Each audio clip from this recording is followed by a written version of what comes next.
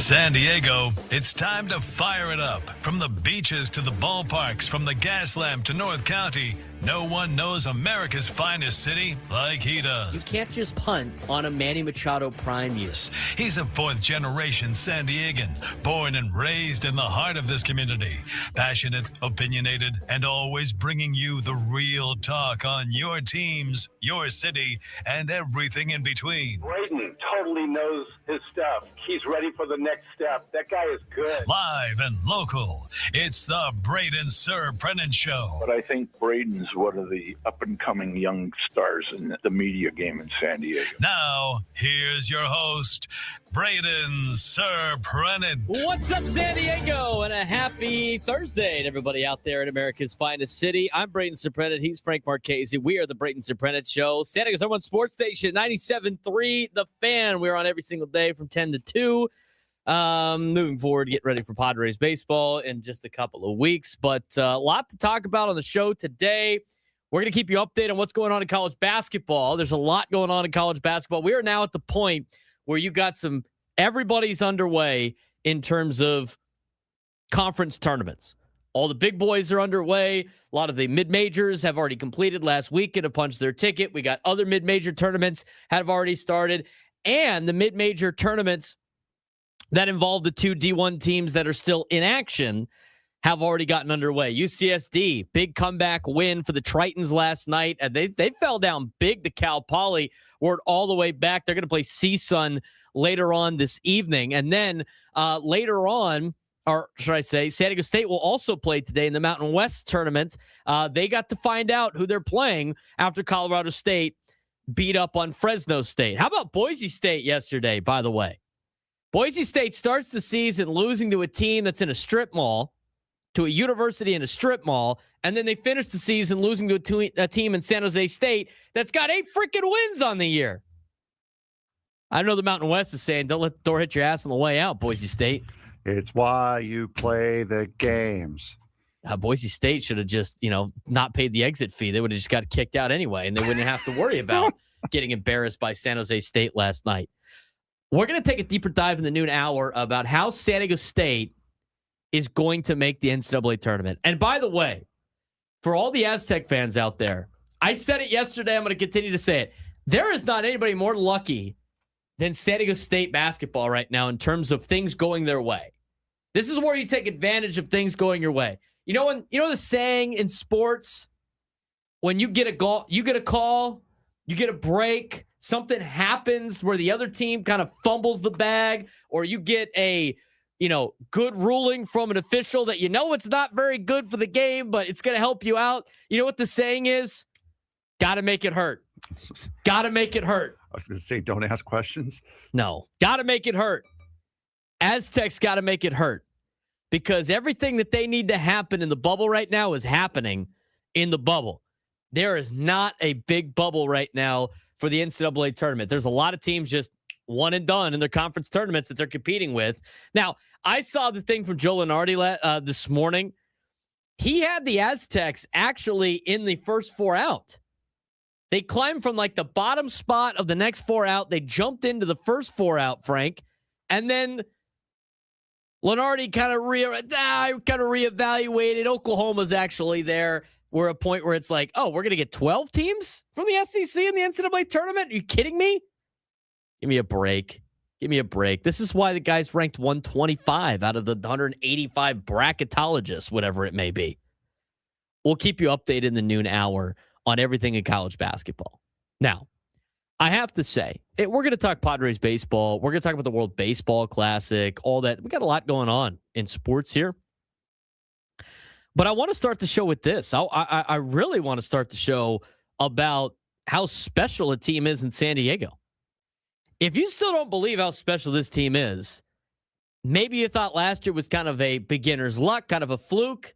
If you still think this club is just a little nice expansion story, then you didn't watch what happened last night at Snapdragon Stadium, because San Diego FC did against Toluca FC in the CONCACAF Champions Cup wasn't just impressive, what they did. It was kind of unbelievable. It was gutsy. It was chaotic. It was emotional. And most importantly, It was a statement. San Diego FC beat the back-to-back Liga MX champions 3-2 last night. But that's not the headline. The headline is how they did it. They played most of the match with 10 men, and they finished the game with 9. And they still won. Think about that for a second. Soccer is a sport where playing one man down is already a massive disadvantage. Your shape changes, your energy drains, you're constantly chasing the game. 2 men down? Most teams are just trying to survive, but San Diego FC, they fought, they rallied, they took the punches from one of the best teams in Mexico, and then they punched back.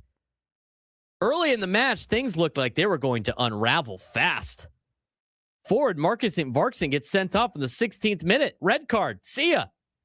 Suddenly, you're down a man for basically the entire night, and then Toluca converts the free kick, and it's 1-0. By the way, against your goalkeeper, who's 19 years old, who just recently graduated from Del Norte High School.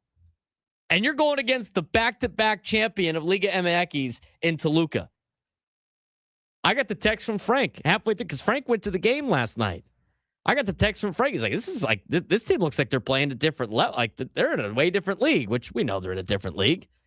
How much bigger they were, how much faster they were, how much more crisp they were early in the game. And you're thinking, okay, they're already a man down, and they're already down 1-0. Like, let's just see if they can kind of survive the night and hope for the best. But if you've watched enough soccer, you know how the script goes.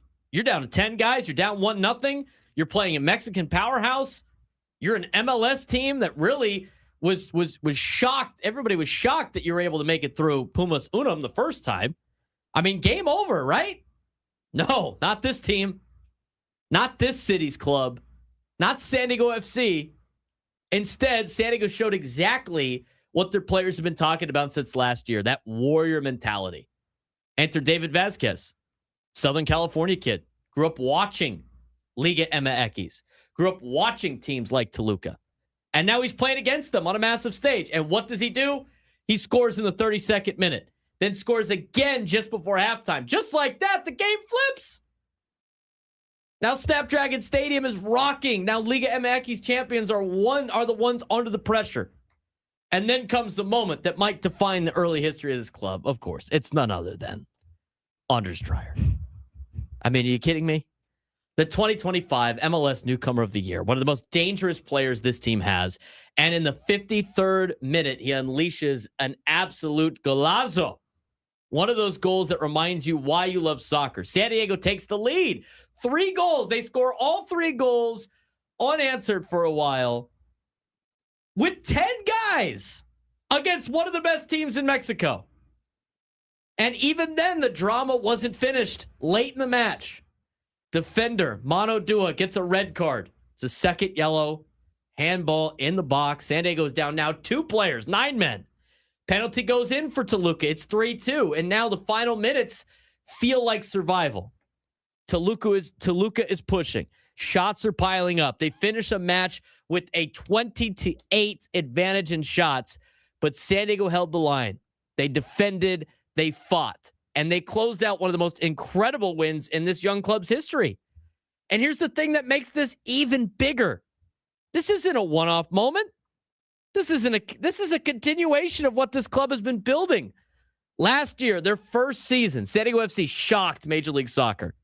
They set expansion records, 63 points, 19 wins, a run all the way to the Western Conference Final, the MLS Cup playoffs. And now in 2026, they've taken it even further. They've already knocked off Pumas Unum in the first round of the Champions Cup, and now they're going toe-to-toe with another Mexican powerhouse. And they're winning these games with resilience, with belief, with fight. Captain Yepi Tverskov said it perfectly after the match. This team keeps taking steps every game. First, it was establishing the style of play. Now it's about proving they can grind out results. And if you watched last night, you saw something important. You saw identity. You saw a team that refuses to break. You saw a team that believes it belongs on this stage against the best clubs in North America. Because let's be honest about the rivalry in this tournament. MLS versus Liga MX has always carried a chip on its shoulder. Mexican clubs have historically dominated this competition. They're deeper. They're more experienced internationally. But San Diego FC didn't just beat Toluca. They outfought them. And that says everything about the culture this team is building. Now, the job isn't finished. Now, Leg 2 is going to be very difficult. Coming up next week at Toluca Stadium in Mexico, and that's going to be a very hostile environment. San Diego will also be without 2 players after those red cards. But here's the thing. If this team can beat Toluca while playing most of the game with 10 men and the final minutes with 9, you think they're scared going back down to Mexico? This team believes, the city is starting to believe, and the rest of North American soccer is starting to notice. Because what San Diego FC did last night wasn't just a good result, it was a defining one. A moment that shows this club isn't just building something fun, they're building something dangerous. And if this is what they look like when everything goes wrong, imagine what they look like when everything goes right. Let's talk about it for a second. Let's bring in Frank Marchese. Frank Marchese was at the game last night. And Frank, what an unbelievable game from San Diego FC. Yeah, the first 15 minutes, I'm thinking this is going to be a wash. I mean, Toluca, I have not seen, I texted you that it was very, very jarring to see what San Diego FC does to other teams, getting done to them and then some. They were getting out-muscled. They were getting outworked. They were getting outplayed in the first 15 minutes of that match. But I think the turning point, and this is why I think, as you, of course, Vasquez with the 2 goals, then you have Dreyer, who was the constant pressure all day, all night, I should say. Terveskov should be getting the man of the match for this game. After that penalty goes in, Dreyer takes the ball, runs out to center pitch, as you normally would to restart the game. Terveskov calls him back, and they all huddle up. And whatever Terveskov said to knock their heads together to get them to wake up, they did. Because after that, they were a completely different team the rest of the night from what they were in the first 15 minutes. They played, it's like they calmed down. They woke up. They figured it out. They're like, okay, yeah, we got punched in the mouth now. We really got to go. And to their credit, they did. And you could tell as the night goes on, that first goal by David Vasquez was a surprise, but it was also one that I think was really, really big for him because he was getting fouled a lot. He was getting fouled hard a lot.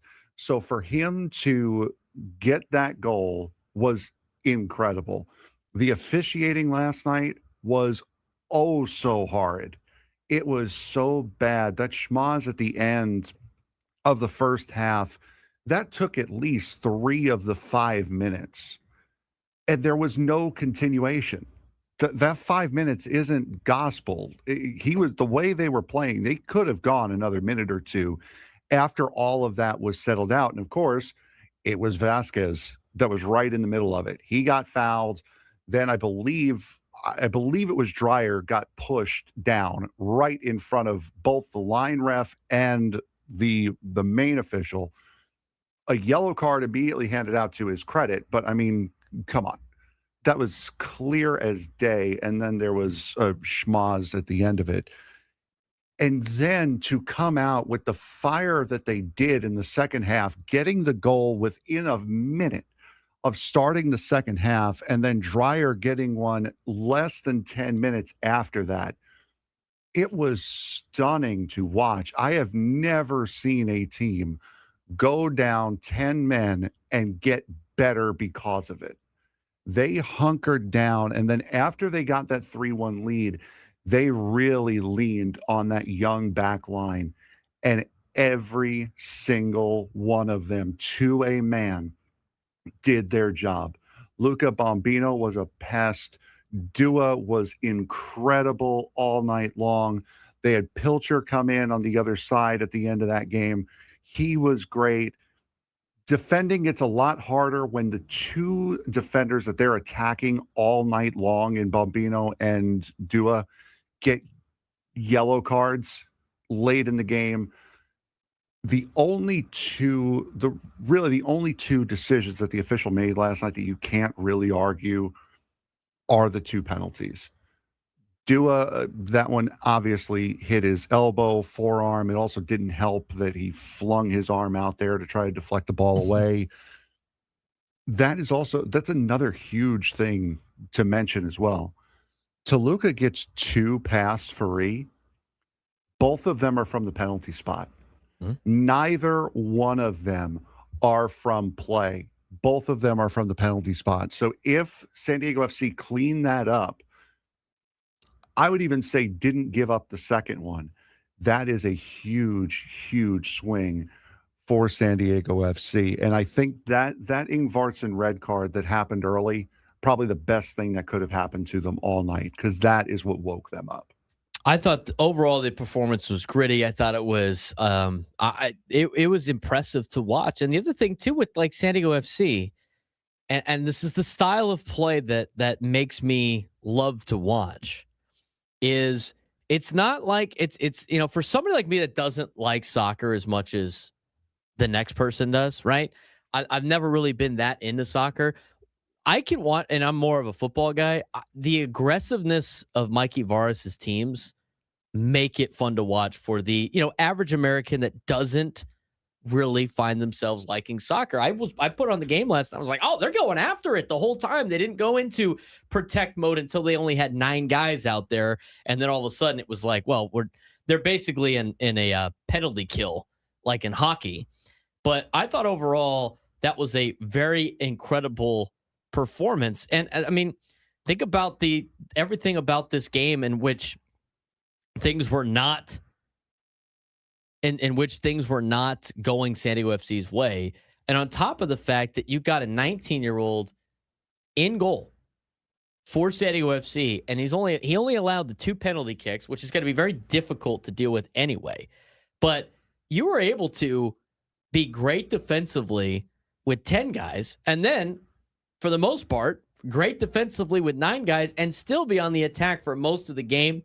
It was really impressive. Now, is that enough to advance to the next round? I don't know. I think it's going to be very difficult for them to do that. Road goals count more than home goals do. So giving up that goal late obviously really hurts them in the overall advancement of San Diego FC. But so far, Frank, our conversation about San Diego FC is like, well, we'll see if they can match what they did last year. They got to be able to, see how they do against Pumas Unum. And then they beat them.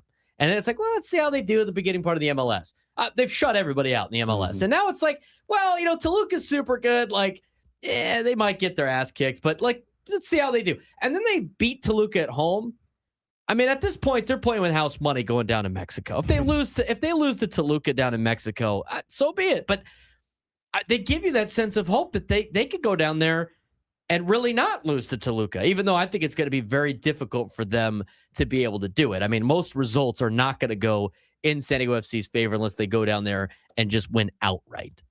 Yeah. But we need to take a break. We'll talk more about this on the other side. Juan in Oceanside wants to weigh in. If you want to weigh in, 833-288-973, 833-288-973. Just an impressive victory for San Diego FC last night. We'll continue the conversation. Plus, Forza Italia. We'll talk about the Italians punching the ticket for Team USA last night as well on the Braden Surprenant Show, San Diego's number sports station, 97 through the Fan. If you want the biggest story in University of San Diego athletics right now, it's not actually the season ending, it's the future. Torero's men's basketball team just wrapped up its year with a heartbreaking 58-56 loss to Seattle in the West Coast Conference Tournament, where USD had a shot to win it at the buzzer, but the three-pointer hit from the front of the rim. And the real headline, though, it's the program's reset. Athletic director Kimya Massey moved quickly and hired Iowa State assistant J.R. Blunt, one of the fastest rising defensive minds in college basketball, as the new head coach. And this move comes with serious backing. Reports say that the University of San Diego is building a $2 to $4 million war chest NIL pool to support the roster and compete in the West Coast Conference. So even though the Toreros finished 12-21 this season, the expectation moving forward is very different. The question now becomes, can this new investment and coaching hire turn USD into a real contender in the West Coast Conference, or will programs like St. Mary's, continue to dominate the conference in the future. Let's start with men's basketball. Frank, the Toreros season comes down to a heartbreaking loss to Seattle after they won the first game of the WCC men's basketball tournament. They had a chance to win at the buzzer. Forward Vuk Boskovic launched a go-ahead three, but it hit the front of the rim as time expired. Boskovic led the team with 14 points, while Gavin Ripp continued his late-season surge with another double-digit game. Tenari Lane played all 40 minutes for the second straight night.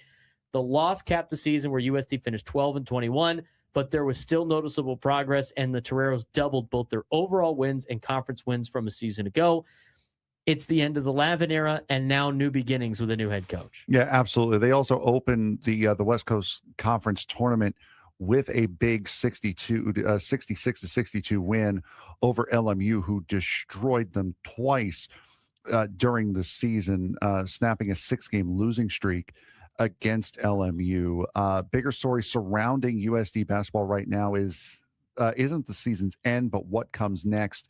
As you mentioned, Steve Lavin out, and now J.R. Blunt looking like he is going to be taking over as the new head basketball coach for the Toreros. Yeah, he's widely respected around college basketball as one of the brightest young defensive minds in the sport, known for relentless work ethic, strong recruiting ties, and the timing matters. And we've talked about this already. There's been reports, but USD leadership has reportedly begun building a $2 to $4 million NIL pool to support the program, which is a major investment designed to help the Toreros compete with top programs in the West Coast Conference. So the season may have ended, but the rebuild is just getting started.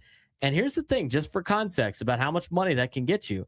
San Diego State works with about $2.7 million for their roster. So if USD can be at that level as San Diego State in town, you're going to have some really good competition in basketball here in Southern California. And we haven't even talked about the Tritons yet.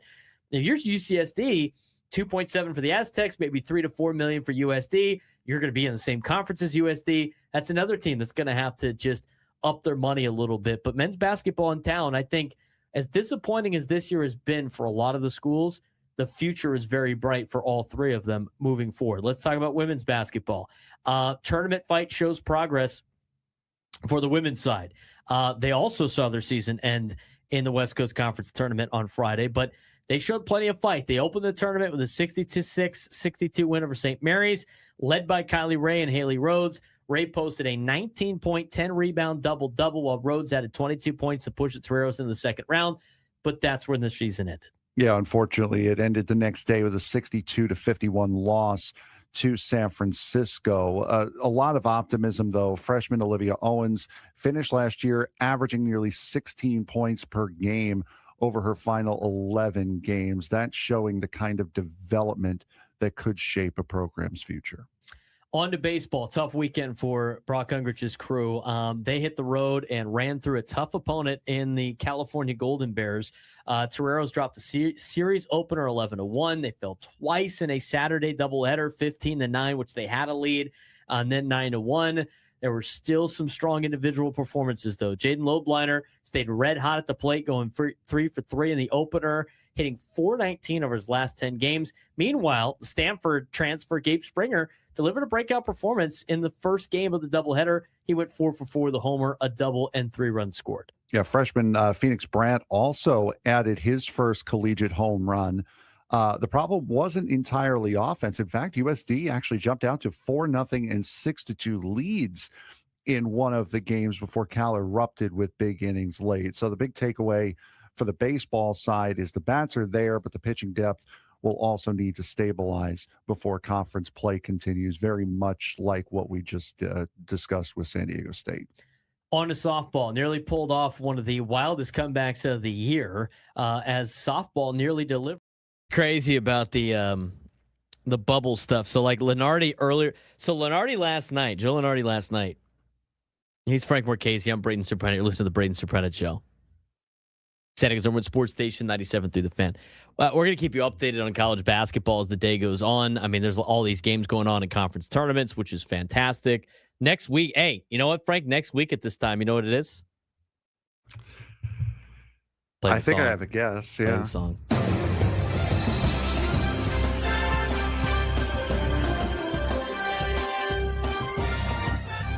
Yeah, we'll be talking about NCAA tournament games next week at this time. We do have the first 4 coming up on Tuesday. Should be great. Would be awesome to have San Diego State and UCSD in there, but we'll see. It was projected, was it not, in one of the more recent bracketologies that Hofstra could be coming out here? I saw one last night from Lenardi that had Hofstra and High Point coming to San Diego in the same bracket, and I'm pretty sure they had Tennessee playing Hofstra. If Hofstra plays out here during our show, I am going to lose my mind.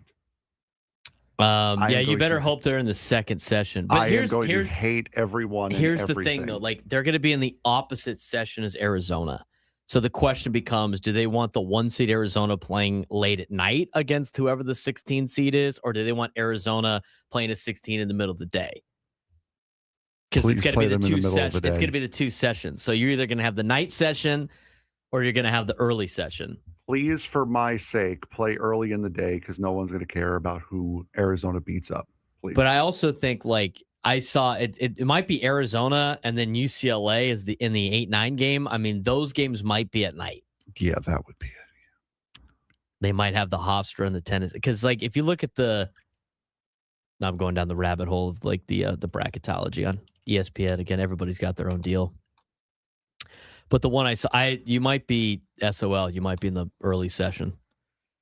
It says, now it's flipped out. Now they've moved Hofstra. Okay, they've updated the bracket. But Vanderbilt, Texas Tech, High Point, and Utah Valley.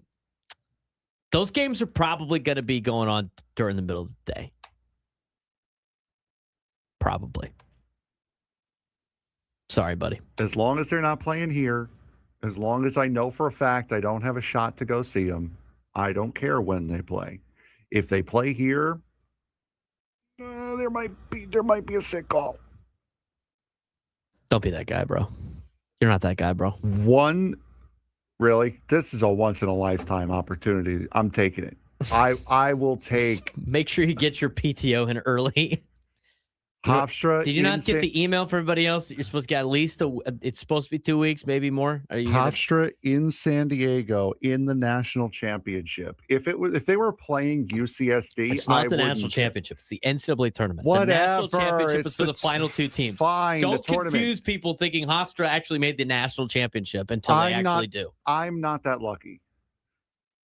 If I would be flabbergasted if Hofstra 1 made it out of the first region. I doubt they will. And then 2 made it far enough to go to the Elite 8, and then 3 make the Final 4, and then be playing on a Monday in April. There is no shot they will be. Anyway, the latest one has Hofstra going to Philly. Wouldn't that be great for you? You should go with them. It's your favorite town, isn't it? Yeah. Something like that. Purdue, Hofstra, St. John's, South Florida. St. John's Hofstra might go bonkers. That would be awesome. Long Island's got a couple teams. LIU made it also. Yeah, Long Island has already punched their ticket. They might be coming here to play Arizona. You going to go for that one? No. Not going to go watch the Sharks? No. You know, the Sharks coming back to San Diego for basketball to get smoked after their baseball team came out here and got smoked. Long Island's going to stop coming out here. It's called a full circle moment is what that is. Yeah, they're just not going to be playing San Diego State. All right, let's get back into what we're talking about with San Diego FC. We'll talk about the WBC here in a second as well. But Juan in Oceanside called in.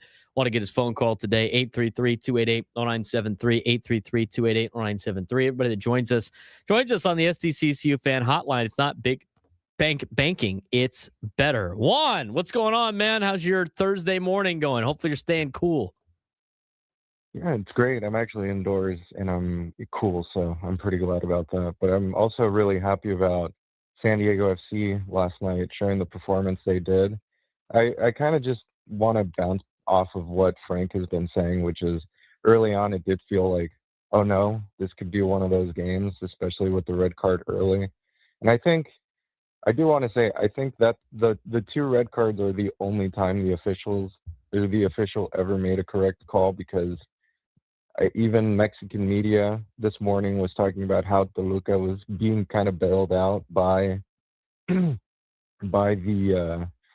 officials all night, and they still couldn't make good opportunities, couldn't get a goal in open play. And you got to give credit to the back line. Like Frank said, Manu Dua did a great job until, that handball happened, which, I mean, it is what it is. But also, I think Toluca was really thrown off by Anders Dreyer. They couldn't keep up pace with him, which is kind of shocking because Toluca is a team that can keep pace with the best of them, and Anders Dreyer seemed to kind of shock him a little bit. So just want to get your thoughts on that. I thought and I appreciate the phone call. Stay cool out there. It's a hot day today.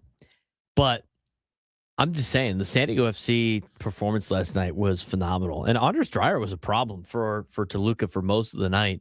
But just any way you want to talk about last night's game, and we're going to talk more about it in the 1 o'clock hour, the one word I keep going back to is remarkable. It's remarkable that they were able to play with 10 and then 9 guys during the match. It was remarkable that an MLS team could not only hang, but then at some points dominate the best team from Liga MX and their home stadium. It's remarkable how Anders Dreyer was able to play on the offensive end. It was remarkable how a 19-year-old goalie was able to keep Toluca out of the net aside from just the penalty shots. I mean, it's remarkable what they were able to accomplish last night. And you're even getting some of the praise, not really praise, but, the Mexican media, as Juan said, talking about, hey, the Toluca was given gift after gift after gift, and they still couldn't take advantage of it. I think that tells you the respect that San Diego FC is now getting from not only the United States, but also internationally here in North America. Yeah, and that is a huge show of respect, and they've definitely earned it for sure. I mean, to come in and beat Pumas, not just beat Pumas, but beat them as handily as they did, and then doing more or less what you expect them to do when they went in the second leg with such a big lead. But now to take the best shot that Toluca could have given them, not only to just take it and eat it, but to be down a man the entire match and still beat them, put up 3 against them. That you can't do anything other than, yeah, they got us. They got us pretty good tonight. And again, it was so unexpected from how that match started, because they were so on the back foot. I haven't watched every single San Diego FC match, but I've watched a vast majority of them. I have never seen this team, even in their losses, be as outclassed and on the back foot as they were in those first 15 minutes against Toluca last night. They looked like a completely different team than what we've seen out of them. And how they pulled it together last night, I will never know. But last night's game, and this I think is the highest praise that you can give to a team, last night's game was a game that made somebody a fan. You became a fan of that team if you watched that game for the first time. If you watched that team for the first time last night, that's the type of game that makes you a fan of a team. It was fun. It was fun to watch. It was great that you were able to watch it on television, right, on Fox Sports 2, right? So yeah, no kidding. More access, I think, would be better. I think it would grow a little bit more if fans had better access to watch this product and not behind multiple paywalls to watch the MLS. But 19-year-old goalie last night, remarkable. Anders Dreyer last night, remarkable. Playing with 10 guys, then down to 9, remarkable. Scoring 3 goals with just 10 guys. Let's take the remarkable. Farid, 19 years old. Bombino's 19. Dua's 20. Vasquez is 19. I mean, that is a young team, and my God, they're good. They are. Let's get one more phone call. Ed in Escondido wants to weigh in. Ed, what's going on, man? Hey, I was at the game last night, San Diego FC, and the referee is a World Cup referee. I mean, he was calling every little thing, which is good in some ways, but he was right on those 2 penalty kicks. So I disagree with the previous caller. I think the referee did an outstanding job. No, the previous caller, Ed, and I appreciate the phone call, Juan said those are the 2 that he got right. Yes. Those are the 2 that he got right.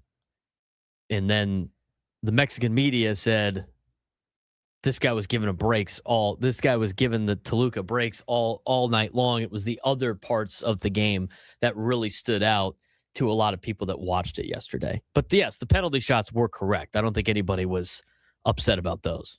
By the way, Prolific, he was not Mexican. He was Guatemalan, I believe. Last night, if I remember the sheet right. I don't know, nor really care at this point. He's just official for FIFA World Cup ref. But, it's going to be like that. Sometimes it's going to be good. Sometimes it's not. When we come back, Forza Italia. We'll explain more. Braden Surprenant Show. Standing Summer Sports Station, 97.3 The Fan. We got a lot to get to here on the update for San Diego High School athletics. And the biggest takeaway this week in San Diego High School sports, the section keeps producing great teams, but the CIF state playoffs are a completely different animal. Multiple San Diego teams made deep runs, but a lot of seasons ended just 1 or 2 wins short of a state final. Competition in Southern California is brutal, and we saw that play out across basketball and soccer this week. Yeah, exactly. Let's start with the deepest run. Francis Parker School girls basketball had the best season in program history, winning a San Diego Section Open Division title and reaching the SoCal Regional semifinal, but it ended in heartbreak. They led by 12 points in the second half before falling 85-79 to Rancho Christian School. The story of the game was freshman phenom Addison Archer, who exploded for 44 points. And no, that is not a typo. I did not misspeak. 44 points in a state semifinal as a freshman. That is insane. Parker had 4 players in double figures, including 29 points and 12 rebounds from Brianna Brown, but Archer just kept attacking the rim and living at the free throw line. Despite the loss, Francis Parker won the Open Division, won 2 state playoff games, and had the deepest run in school history. And that's a season to build on and something to be proud about over there in Linda Vista. But Vista had a little bit of a surprise run. Another impressive run came from Vista High School. Panthers reached the Division V SoCal Regional semifinal, but their run ended in a 43-35 loss to Shure High School. They finished the season 20-14, which doesn't jump off the page until you remember this was a first-year coach in Deanna Hale and a team that barely got into the playoffs. Yeah, they beat 2 teams in the state tournament before finally running into a defensive wall. Senior Isabella Mosley led the team with 17 points, but Shure's 1-3-1 zone shut down Vista's offense most of the game. Still, for a first-year head coach, that is a pretty darn good season to set a foundation for. Absolutely. Now, other teams in San Diego struggling in basketball. Overall, the state playoffs, rough for the section. San Diego teams struggled against the bigger programs in Los Angeles and the Central Valley. Torrey Pines High School boys basketball lost to Palisades Charter High School. Carlsbad fell to Bakersfield Christian. Poway saw its 7-game win streak snapped by Birmingham Community Charter High School, and that's the reality of the state tournament. You're playing major metro powers every round. A lot of those teams did really well in the CIF playoffs down here in San Diego. State playoffs, just kind of a different animal. Yeah, absolutely. And the same thing you could say with soccer as well, as Coastal Academy made some big history. The biggest local story outside of basketball belonging to Coastal Academy High School girls soccer, the Stingrays advanced to its first ever CIF state soccer championship with a 2-0 win over Kennedy High School. Now they've won 6 straight matches and have 15 shutouts this season. They will face Lowell High School for the state title, a huge moment for a smaller North County program. Yeah, it's been pretty impressive on the soccer side, but we had more soccer close calls. San Diego also had a few teams just fall short of the state finals. Del Norte lost 1-0 to Mater Dei. San Pasqual lost 2-1 to Miramonte. Both teams had strong seasons, but ran into elite opponents. Let's move to some spring news in volleyball. They're already ramping up. Boys volleyball had a big showcase at the Best of the West tournament. This event featured 12 of the top 25 teams in the country, and San Diego actually held its own. Team finished in the gold division, included the Bishop School, Torrey Pines, La Costa Canyon, Carlsbad, and Poway. And one interesting storyline, Torrey Pines star Griffin Dieter, one of the top liberos in the country, switched to outside hitter this season at 6'4", not your typical libero anyway, and it shows how deep some of these San Diego volleyball programs are. Yeah, absolutely. And then going back to your world of football, one more note from the football world. Former La Jolla County Day School star quarterback Braxton Burmeister is returning to San Diego High School football. He is joining the staff at Mission Hills High School as offensive coordinator. Burmeister still holds San Diego section records for career passing yards at 11,512 and career touchdown passes at 127. And he will be working with a future 4-star quarterback in Ferreira, I believe. And that could really be an interesting program to watch this year. Even in the offseason, you still find news for high school football here on our update. So a lot of stuff to report on the high school stretch as the winter season is coming to a close and spring season is in full force.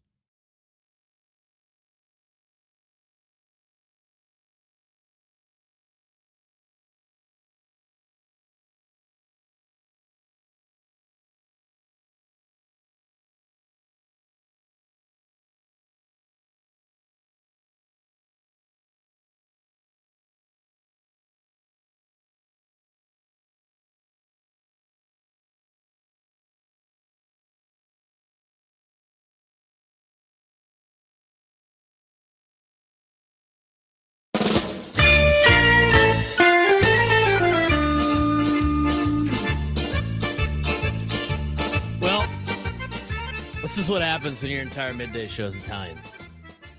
You get the excitement. I'm surprised. Why? Where's the espresso shots? Forza Italia last night helping out Team USA. A big victory in the WBC. I love the story. I love it. He's Frank Marchese, Sicilian. I'm Braden Surprenant, Sicilian. Are you Sicilian or just Italian in general? Yeah. All right. Okay. Did you see the sign that one of the Italian fans had? It was just this, the pinch emoji out there. It's great. Phenomenal. We love it. We love it. So last night, Team USA needed a miracle. Not really a miracle. They needed a couple of things to go their way to potentially make it out of the pool play. And they were unable to do that on their own because of every reason that we talked about on yesterday's show about the massive mess up and fumble of the bag that Team USA had. So what happened last night was a couple of things needed to go Team USA's way. It would have been utterly embarrassing for Team USA to not advance to the knockout round out of pool play. That would have been embarrassing in its own right. But then to not advance out of the pool play because you decided to not play some of your guys because you thought you already clinched is even more embarrassing. And thank goodness for the Italians. God bless the Italians. Let's not, we could talk about the fact that they're all Americans and just Italian heritage, which is, that's neither here nor there. But what is a Pasquatch? Is he Italian? Is he American? What is that? Pascatino? Yeah. His nickname is the Pasquatch. Not Vinny Bag of Donuts?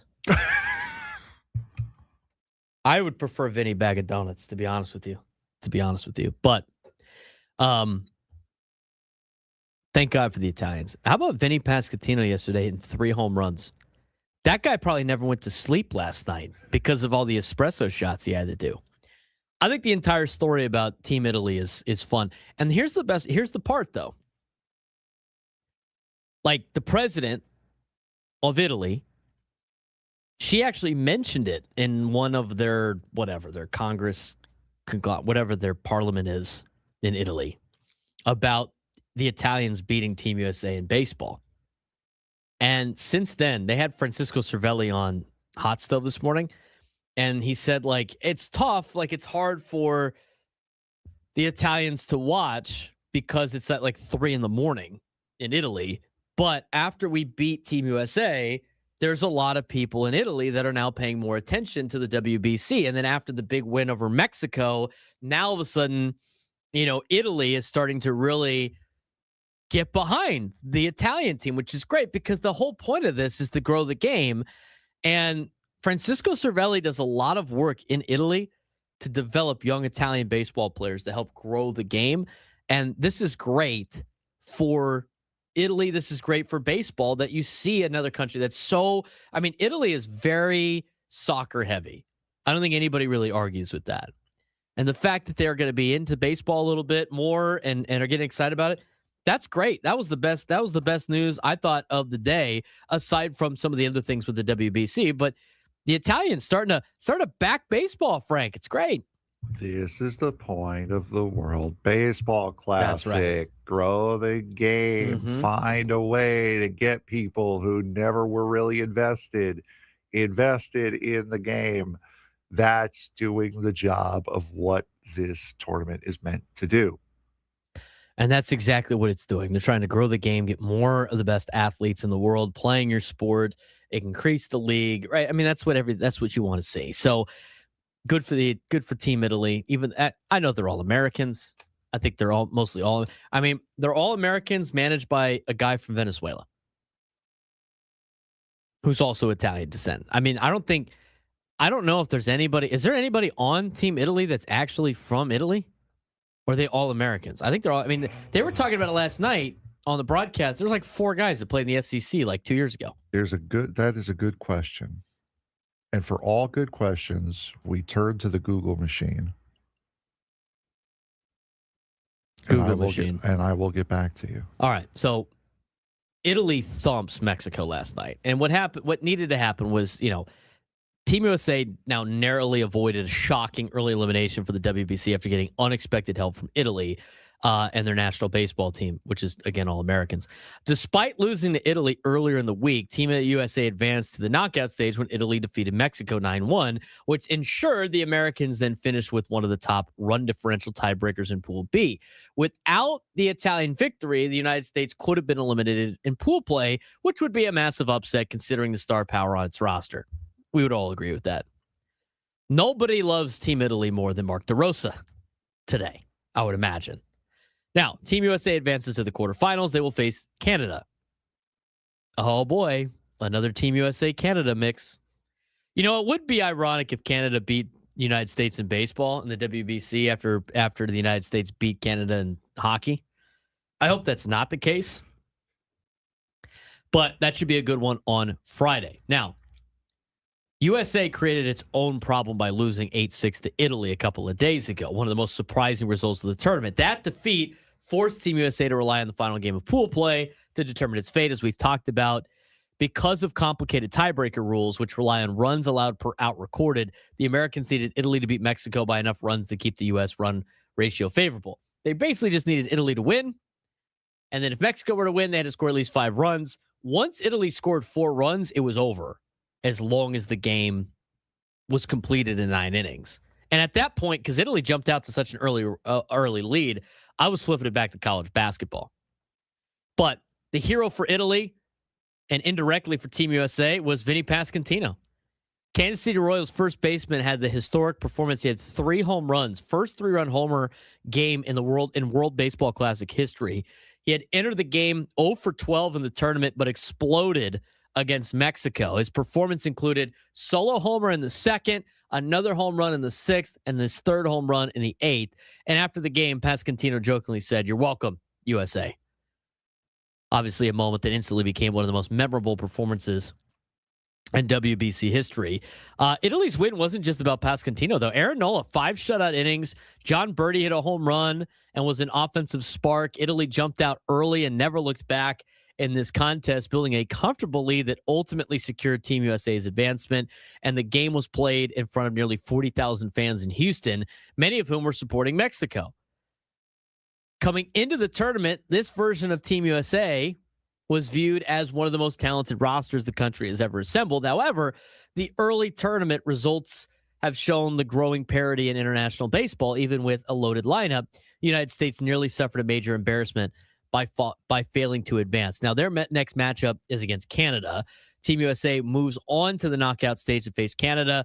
You're expected to see Logan Webb for Team USA and Mike Soroka for Canada. Canada advanced after wins over Puerto Rico and Cuba, finishing atop Pool A. A victory would send Team USA to the WBC semifinals, where they could run into the Dominican Republic. Now, a lot of people were having issues with Tubi last night. Frank, were you one of those people? Did you even try? No, because I was at Snapdragon Stadium. You had already gotten there? What time was it? The game was at 4. Oh, no. No, I didn't even try in that case. Yeah, you didn't even try. I didn't either, because aside from I knew I was going to see the highlights, but I tell you what, the highlights of the Dominican versus Venezuelan game, that was fun to watch. How about Fernando, by the way? If he needed a kick in the rear end to get his swagger back, which I don't necessarily know if he did or not, but this tournament definitely gave it to him. He has been rocking. He has been vibrant. He has been his normal self all these last 2 weeks. It's been unbelievable to watch. While batting in the leadoff spot. Why? Why? Why are you going to do that? Why are you? Oh, why? By the way, let me ask you this, Frank. Was he not locked in because he gave Contreras a hug before the game started? No, he wasn't. Was he not locked in? Sorry. Too bad. No, he was not. In. Could you imagine if he didn't do that? He would have been 5 for 5. Yeah, what a jerk. He would have had 4 home runs. He would have beat Vinny Pasquantino's 3 home run record in a game. Just sabotaging yourself, Like, it's so sad to see. Fernando Tatis Jr. yesterday was 2 for 5 with a run scored, 3 RBIs. Punched out twice, had the home run. Do you know what Fernando's batting average is right now in the WBC? 630. No, 462. Come on, dude. He's not. I didn't know. Not the Throw son. a couple walks in there. Not a miracle worker. His OPS. You want to guess his OPS? 1,300. 1534. Come on, man. Give this guy some credit.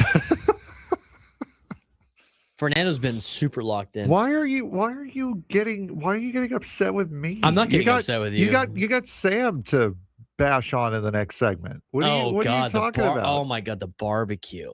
You got Sam next segment. I'm not bad. I'm just,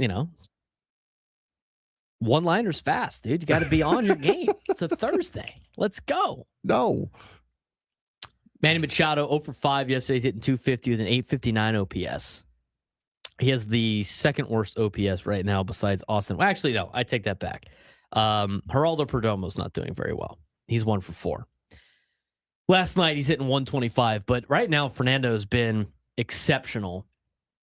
And the thing was, and I do want to get to this later on because I don't know if you have it or not, but our program director, Adam Klug, sent to us the comments that Fernando made at FanFest that really highlight what he's been doing in the WBC. And just since we're going to get into it in the next hour, his comments were, I still have my best baseball in front of me. Like, he spoke about it. Remember, he spoke about his offensive struggles, and he talked about why his best baseball is still ahead of him and why this year will be special. He has gotten off to a start to a year that is special, that could be special. And last year, we saw some of it. I don't think he got enough protection with Luis Arraez batting behind him, who, by the way, doesn't know what a single is anymore. WBC Arraez, I'd love to have on the team. That's the Arraez you paid for. Not the guy that you saw like last year. I mean, what Luis Arraez is this? Maybe Arraez needs a bat third. Maybe that's the case. Arraez 1 for 3, 2 RBIs and a walk. Guys hitting 500 at 1743 OPS. I'm surprised Braden Escondido hasn't called in to gloat about Venezuela's Luis Arraez, asking for the Padres to potentially trade for him. Waiting for that to happen. Dominican Republic wins 7-5. Venezuela kind of threatened there late. They put up 2 runs in the 9th inning to make it a 2-run game. But the Dominican Republic has advanced as the number 1 spot in this tournament. Venezuela is the number 2 out of that bracket. Here's how it's going to lay out for this weekend as we get to break. Quarterfinals will be on Friday. Korea and the Dominican Republic on Friday. Team USA and Canada on Friday as well. And on Saturday, Puerto Rico is going to play Italy and Venezuela is going to play Japan. That will be a good one on Saturday as we have all 8 spots punched. When we come back, got to figure out what Sam Levitt was thinking with barbecue. I got to hear it from the horse's mouth. Braden Surprenant Show.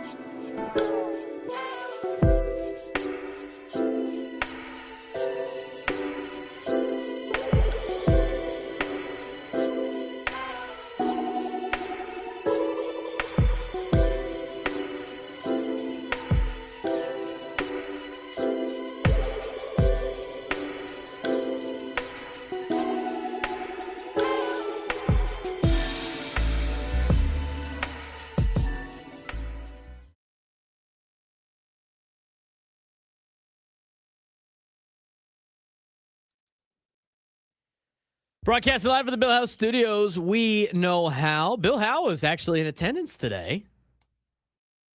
That's why I got all these balloons. Is they christened the studio, the Bill Howe Studios. So we are proud to be here at the Bill Howe Studios. And joining us. We definitely know how now. We know how. We know how.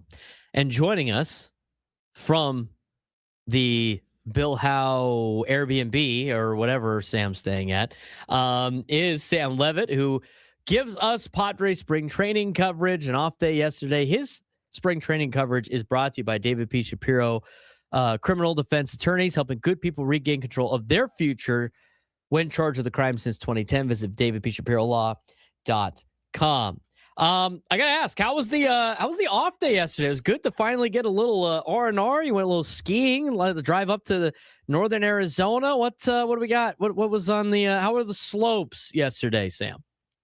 Yeah, it was really fun. Went up to Arizona Snow Bowl in Flagstaff, about 2.5 hour drive.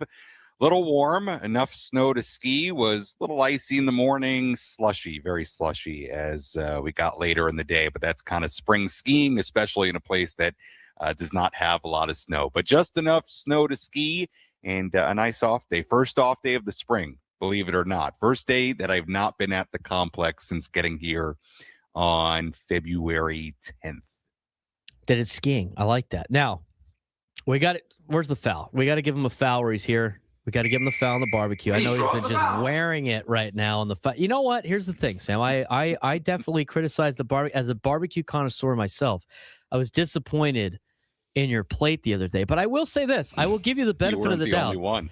I know you're getting killed probably on social media. But to be fair, I will say a weeknight at a barbecue place, if you want to eat a little leaner, you probably had the right plate for that. But overall, just the barbecue spread, my guy. What are we doing? Well, not only did I wear it on social media and on your show yesterday, and I did listen to your segment yesterday, and I will address it in a moment. I did have a friend who also works in sports in San Diego text me, what's happening with this barbecue situation? I said, LOL, where did you hear that? So many people. I said, who? She says, my cousin, my coworkers, everyone. So apparently this barbecue plate made the rounds. Now, the funny part about it is when I posted the photo, I really didn't see, like genuinely in my brain, I genuinely didn't see anything wrong with it. Now, let me be clear. I am not a barbecue novice, okay? For a guy who grew up on the East Coast, I spent 5 years, parts of 5 years, living in Texas. I lived in St. Louis. I've had a lot of good barbecue. I've had some excellent big-time Texas barbecue. I've had some excellent big-time Midwest barbecue as well. I will admit, it was not a great barbecue order. Here's the thing, and you made a good point. This was, I think, a fair point you made. I went to a barbecue restaurant not really wanting to eat a lot. That was my goal, and that's why I got the turkey. And here's the thing, too. They sold it per pound or by half pound. Right. And I asked them, I said, well, do you weigh it? And they said, yeah. And I said, okay, so I don't have to get by the half pound. Like, I can get, let's say, so I was like, well, I kind of want burn ends. Could I just get a few? And they were like, sure. So wanted to try the burn ends. You're right. The 2 slices of turkey was kind of a ridiculous move. But for one person, the turkey and the burn ends and the sides, it was enough for me for dinner that night. But I will admit that going there without the intent of really eating was not great. It wasn't great optics if I was going to share it with the world. Now, I will say, you're right. The mac and cheese was good. Nothing wrong with the mac and cheese. I do disagree on your coleslaw take. I think a good coleslaw can be really, really good. Now, I'm going to be honest, and this was a good place. Wasn't stellar, the coleslaw, and it was a lot of it. So I was like, that was kind of a waste. But, at least that day, none of the other sides really, again, I was trying to be healthy. So, I didn't want to do the cornbread thing. I didn't want to do they had all kinds of options. They didn't really have a green bean option. That's what I was kind of wanting. Sam, the sides have to speak to you. They have to speak to you, and if they weren't speaking to you, there was like and a pinto coleslaw was a bean choice, one, and I'm, you know, yeah, the beans can be kind of hit and miss. So I was trying. The root of the problem was I was trying to kind of go healthy while also getting at the barbecue. Now I am before I go. In less than 2 weeks, I'm going to go back and I'm going to have like a real sampling, like get some ribs, maybe get some brisket, other things leaner, that I fatty, typically would like. Leaner, fatty brisket. I like lean. That's me. I'd rather have the lean stuff too, chopped or sliced. Yeah, I like lean. But yeah, no, I the funniest part to me though was genuinely when I posted that photo, I really saw nothing wrong with it. Truly. And the minute people started responding, I looked at it, I was like, yeah, that wasn't a great, like if you're saying you're eating barbecue, it's really not a great barbecue photo. And the turkey was good. I was just trying to go a little healthier.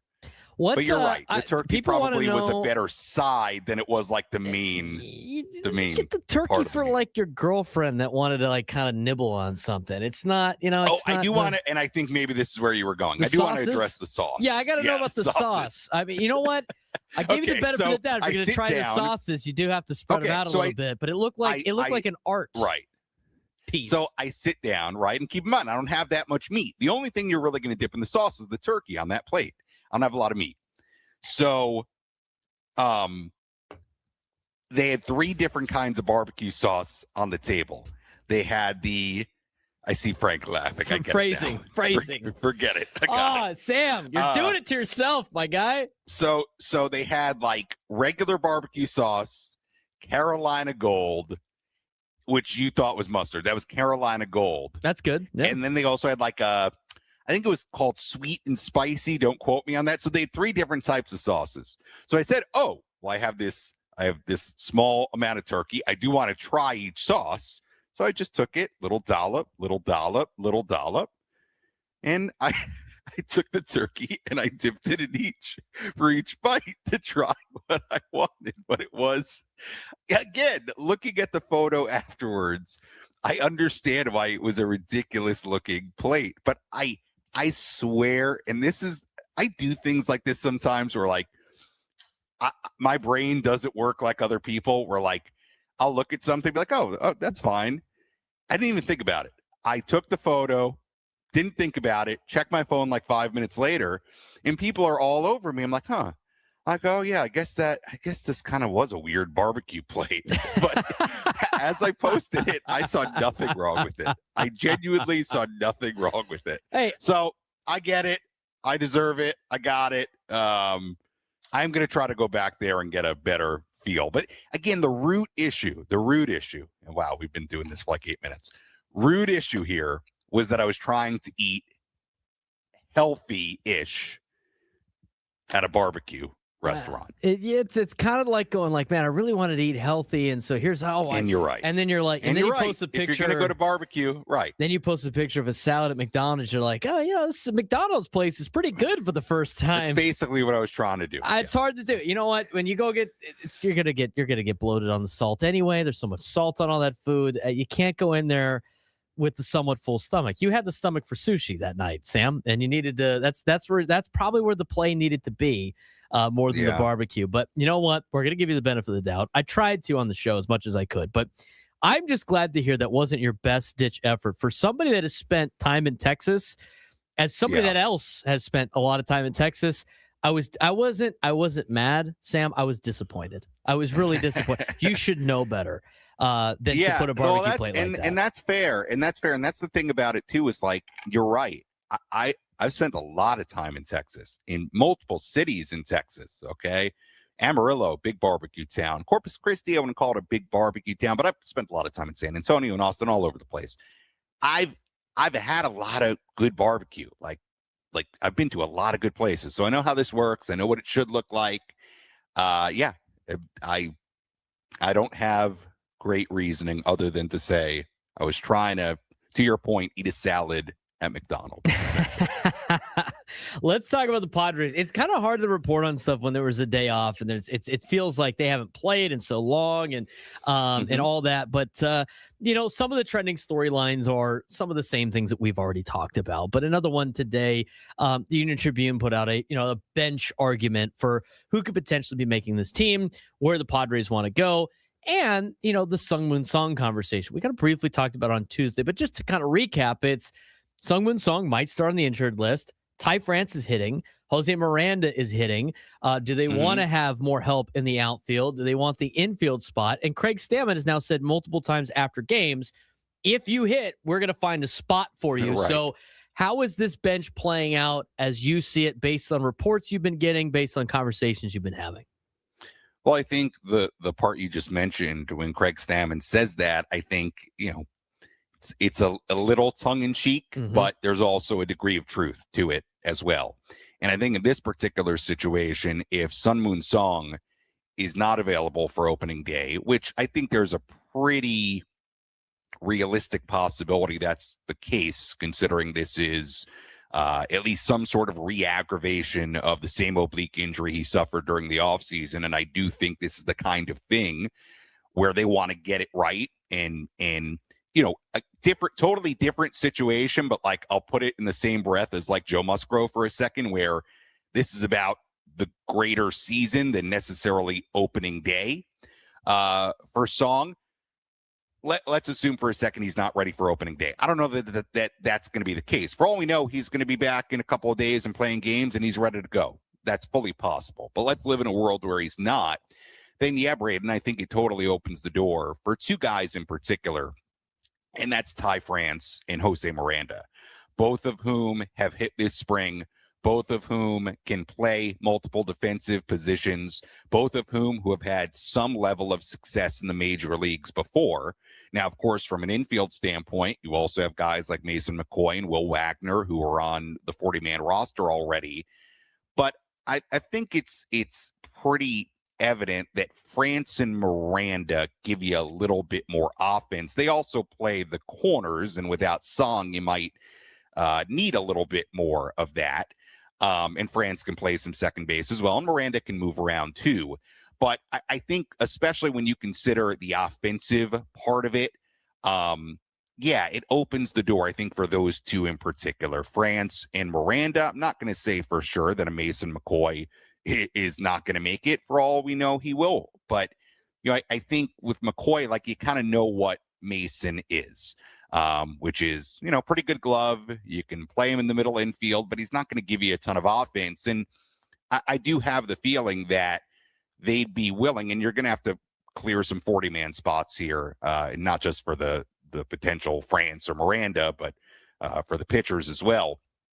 But I do get the sense that if Song is not ready for opening day, that, it really does open the door for a guy like a France or Miranda to make this team. And I think from an offensive standpoint, they probably give you a little bit of a lower floor, higher ceiling than a guy like let's say a Mason McCoy would. And also, it doesn't hurt that, France and Miranda can play some third base, and like, it's a little bit more similar to Song than necessarily a McCoy is. So to your point, I think those guys hitting, and also hitting in the major leagues before, does give them a pretty significant leg up if Song is not ready.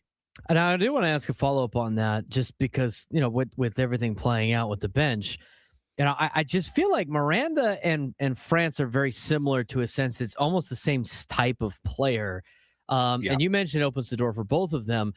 Do you see a world where they're both on the team, or is this going to be a one or the other? And like, how do they evaluate who they want more? I mean, obviously you have Ty France, who has been here before as a San Diego guy, played for Coach Gwynn at San Diego State, right? And then you got Miranda, who's a lot younger, that might have a little bit more potential in the future. I mean, that's a very difficult decision. It seems like they're making a decision between two guys that not only are the same kind of player, but two guys that have had arguably the same kind of spring, aside from maybe Miranda facing a little bit less pitching because he hasn't had as many starts.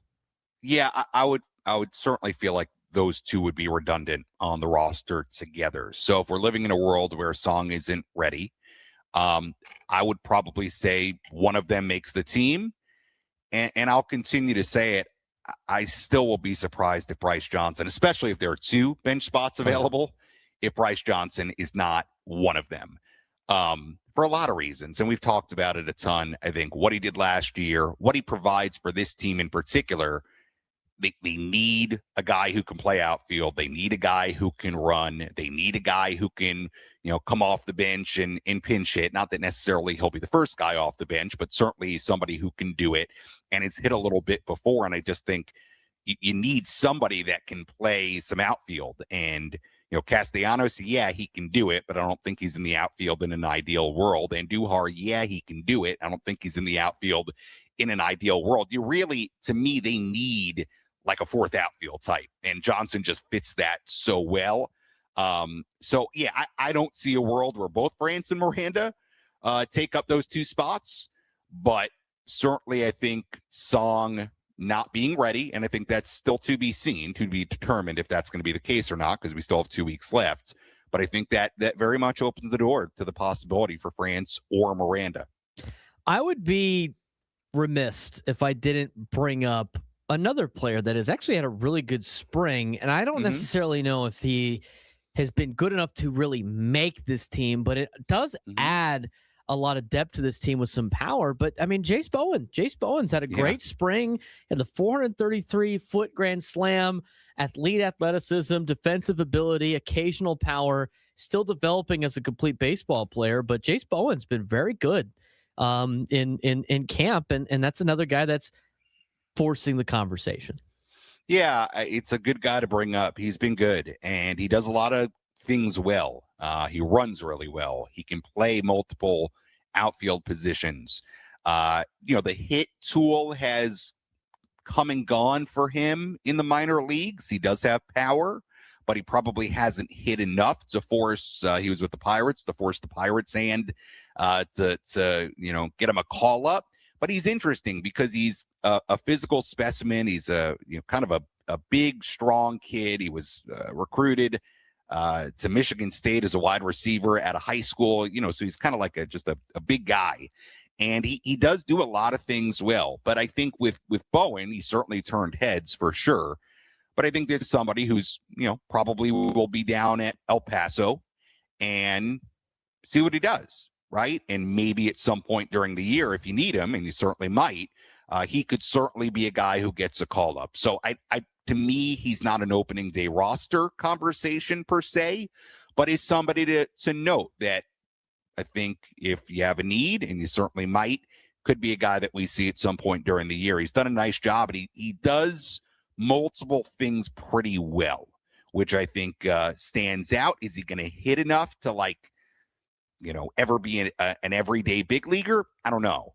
But I think he's possibly, because of his skill set, a guy who could help you off the bench and is somebody who could spot start. So, I don't anticipate that he would edge out Bryce Johnson for the outfield spot. I just don't see it. But he's somebody to keep an eye on for sure, and somebody we could see later in the year. Last thing for you, Sam, because I got to get going and we got to take a break not too far in the future here. But since we last talked, we got to see Walker Buehler for a second time. Now, the conversation around Walker Buehler is you're not getting vintage Walker Buehler throwing 98. You're getting a new formed Walker Buehler that's mixing in the breaking balls, the velo on the fastballs a little bit different. He's throwing a lot more sinkers than he has four-seam fastballs. And the Padres have really liked what his stuff has looked like. But now he's more of a, I don't want to use the term crafty righty because it might be a little insulting to what Walker Buehler can do. But knowing where he's at right now and how he's pitched and the results he's gotten with the breaking ball stuff, as a breaking ball pitcher now and not a high velo guy, has he played his way onto this team? Because there's been reports that the Padres are really pleased with Walker Buehler. Meanwhile, you got German Marquez still battling. I mean, there's a lot of questions. Yeah. We threw in the Joe Musgrove thing again, not saying that he has hurt any more than he, just coming back, and the Padres want to be careful. But that's the other conversation that we had on Tuesday that has updates now, as Walker Buehler had another pretty decent outing for the Padres in spring training. Let me start with the Joe part of it, and then I'll get into Walker. With Joe Musgrove, this is very much what the Padres anticipated. that there could be times where they need to slow him down, where they need to give him a rest. And I really think with Joe, for them, it's not so much about making sure 100% pushing him to get him ready for the first turn through the rotation. This is a situation where they want him healthy and at his best and able to perform throughout the course of the year and hopefully into October as well.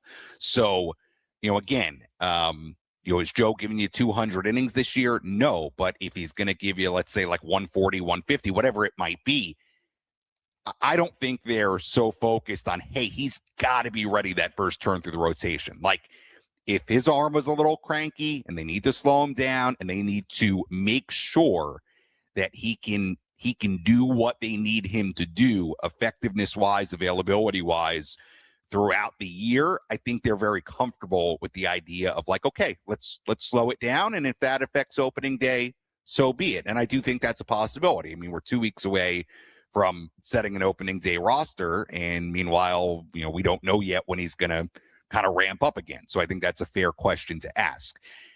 It does potentially open up yet another rotation spot if Joe isn't ready that first turn through for all these guys. Could be Buehler, could be Marquez, could be beyond that. But let's focus on Buehler, because I will say this. If all of a sudden they have to fill a couple of spots in the rotation, just like first turn through or maybe a little bit more, it's very hard for me to see a world where Buehler is not in there based on what he's done, and I think the potential of what he continues to work on. To your point, Braden, he's very clear about he's not going to be the guy that throws hard anymore. But it's not like he's throwing 88 either. Right. I mean, he's like 92, 93 with the fastball. He seems to, as spring is rolling along and as he continues to work with the Padres staff, to kind of be buying in. Early on, I think maybe it was a little bit of a feel-out process with Ruben and the pitching group, but you can kind of tell there's a buy-in there. And the start against the Angels the other day in Tempe was a great example of it. It really was. It was a great example of him mixing and matching, and he threw very few four-seam fastballs. Now, he said he doesn't anticipate to throw that few, but it was a good example of him, figuring out how to get a lineup out without being fastball heavy. And that was a major league-like lineup in Tempe. Again, not making too much out of it in March, but for whatever it's worth, he was, to your point, kind of crafty in figuring out how to get through 3+ innings and do pretty well. So, yeah, the sense you get from him is there's a buy-in to this quote-unquote new version of himself, and he is a guy who throws a lot of pitches, who's always had good stuff. And to me, it's this is kind of like a Ruben Niebla classic project of taking a guy who's got a lot of talent and maybe finding out what he does well beyond just throwing hard, which you really can't do anymore, and figuring out how this guy is going to get batters out. And there seems to be buy-in, and the results have been pretty good. And I'd certainly say if it ends up being 2 spots they got to fill in the rotation as far as opening day roster rather than just 1, I would think Walker Buehler is going to be on this team. We'll see.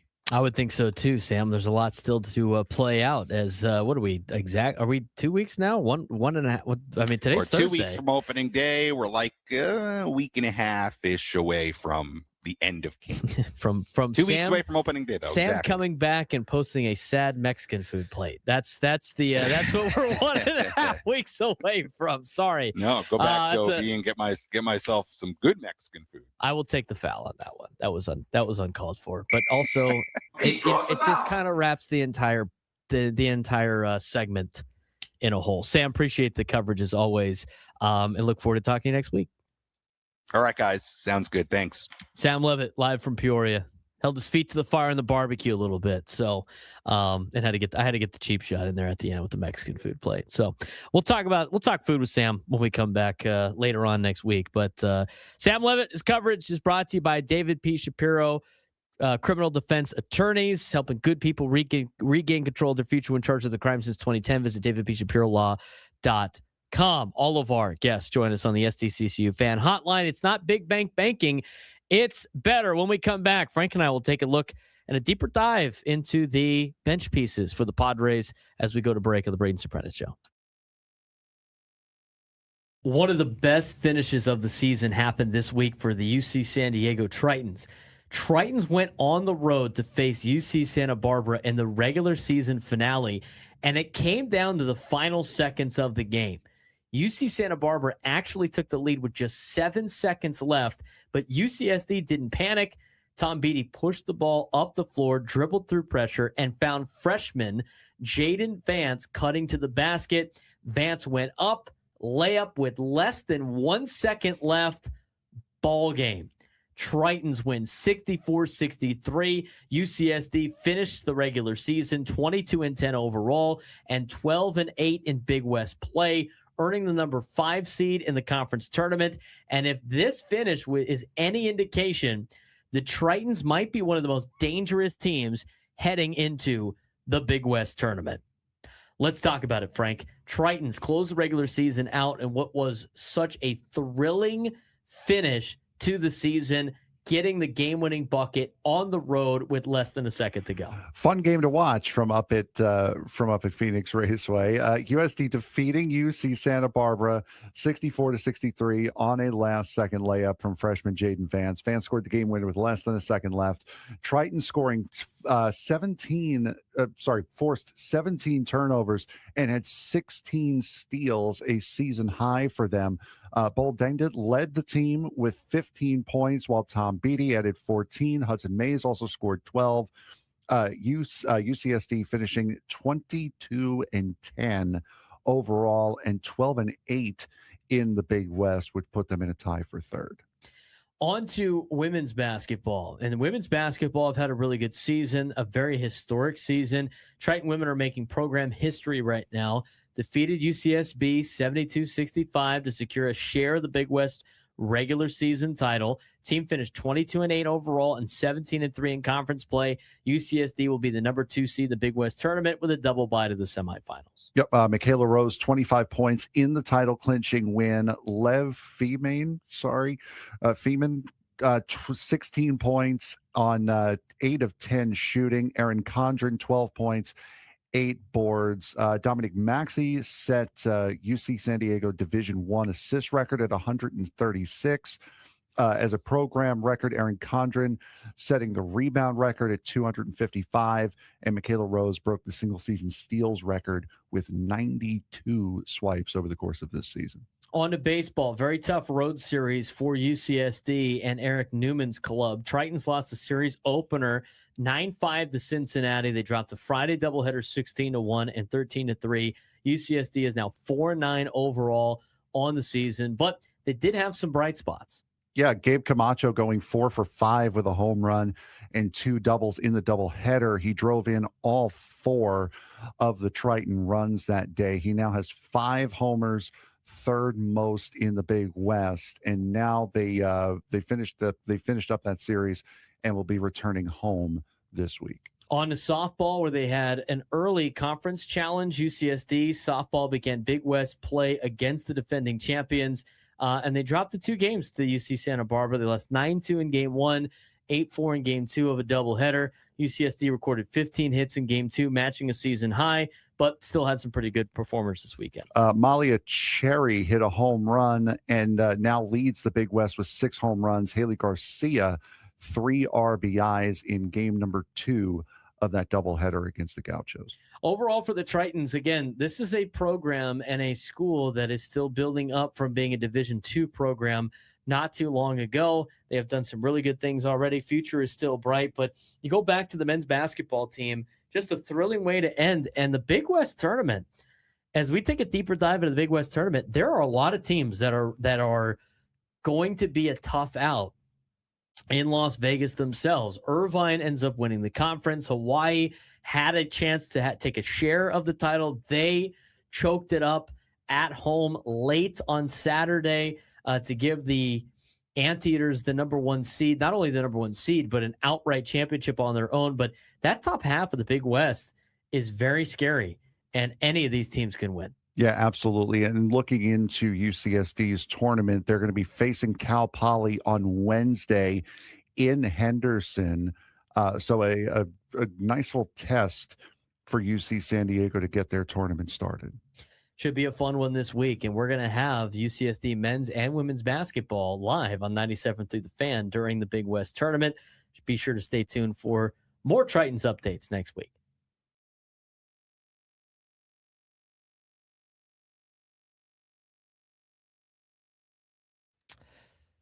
Don't think I didn't notice.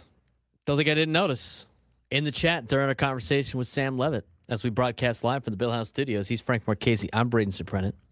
This is the Braden Surprenant Show, live and local each and every day from 10 to 2 on San Diego's #1 sports station, 97.3 The Fan. Gonzo, did you see Gonzo's Costco order that he dropped in there when he's talking with Smash? I did not know. The Costco dogs? I did not know. Oh, it's how you do it. It's how you do the ultimate. I don't want to say fat guy, but like really the ultimate fat guy meal at Costco. You've never heard of this one before? No. Rod wants to know, so I'm gonna now say it. You get a hot dog, a chicken bake, and a slice of pizza. Oh, I have heard. Yeah. No, I know that. Bite the top off the chicken bake, shove the hot dog in the chicken bake, wrap pizza around the chicken bake. That will feed you for a week. It will be enough calories for the week. Augie, it's big back, not fat guy. Big boned. I don't think you could eat. Frank, if you had that now, you'd probably have to have like one bite a day. Yeah, for 2 weeks. Yeah, as recovering fat guy would not be able to do that. No. Stoner fuel. Yeah, stuff the hot dog in the chicken bake, wrap it in pizza. At that point, you'd have to get the pepperoni pizza, would you not? I mean, wouldn't you have to get the pepperoni pizza? I mean, what are you saving? What calories are you saving? You might as well add the pepperoni yeah, exactly. to it. You might as well add the pepperoni to it, and then knock it down with the smoothie. That's probably 1,000 calories. No chopped onions available at Costco anymore. That's a foul on Costco. By the way, he draws the foul. The last part of the chat, and we're going to acknowledge here. Then we got to go to break and talk about this Padres roster before we get to the sports thread. Rad's mom. I was LOLing. Was I not LOLing? I was almost. You were rolling on the floor laughing. You were funny. Definitely LOLing out loud. Rad's mom had this to say about Sam Levitt's Mexican food plate. Sammy's Mexican plate. 1 rolled taco and a tablespoon of rice and beans. Got him. It's great.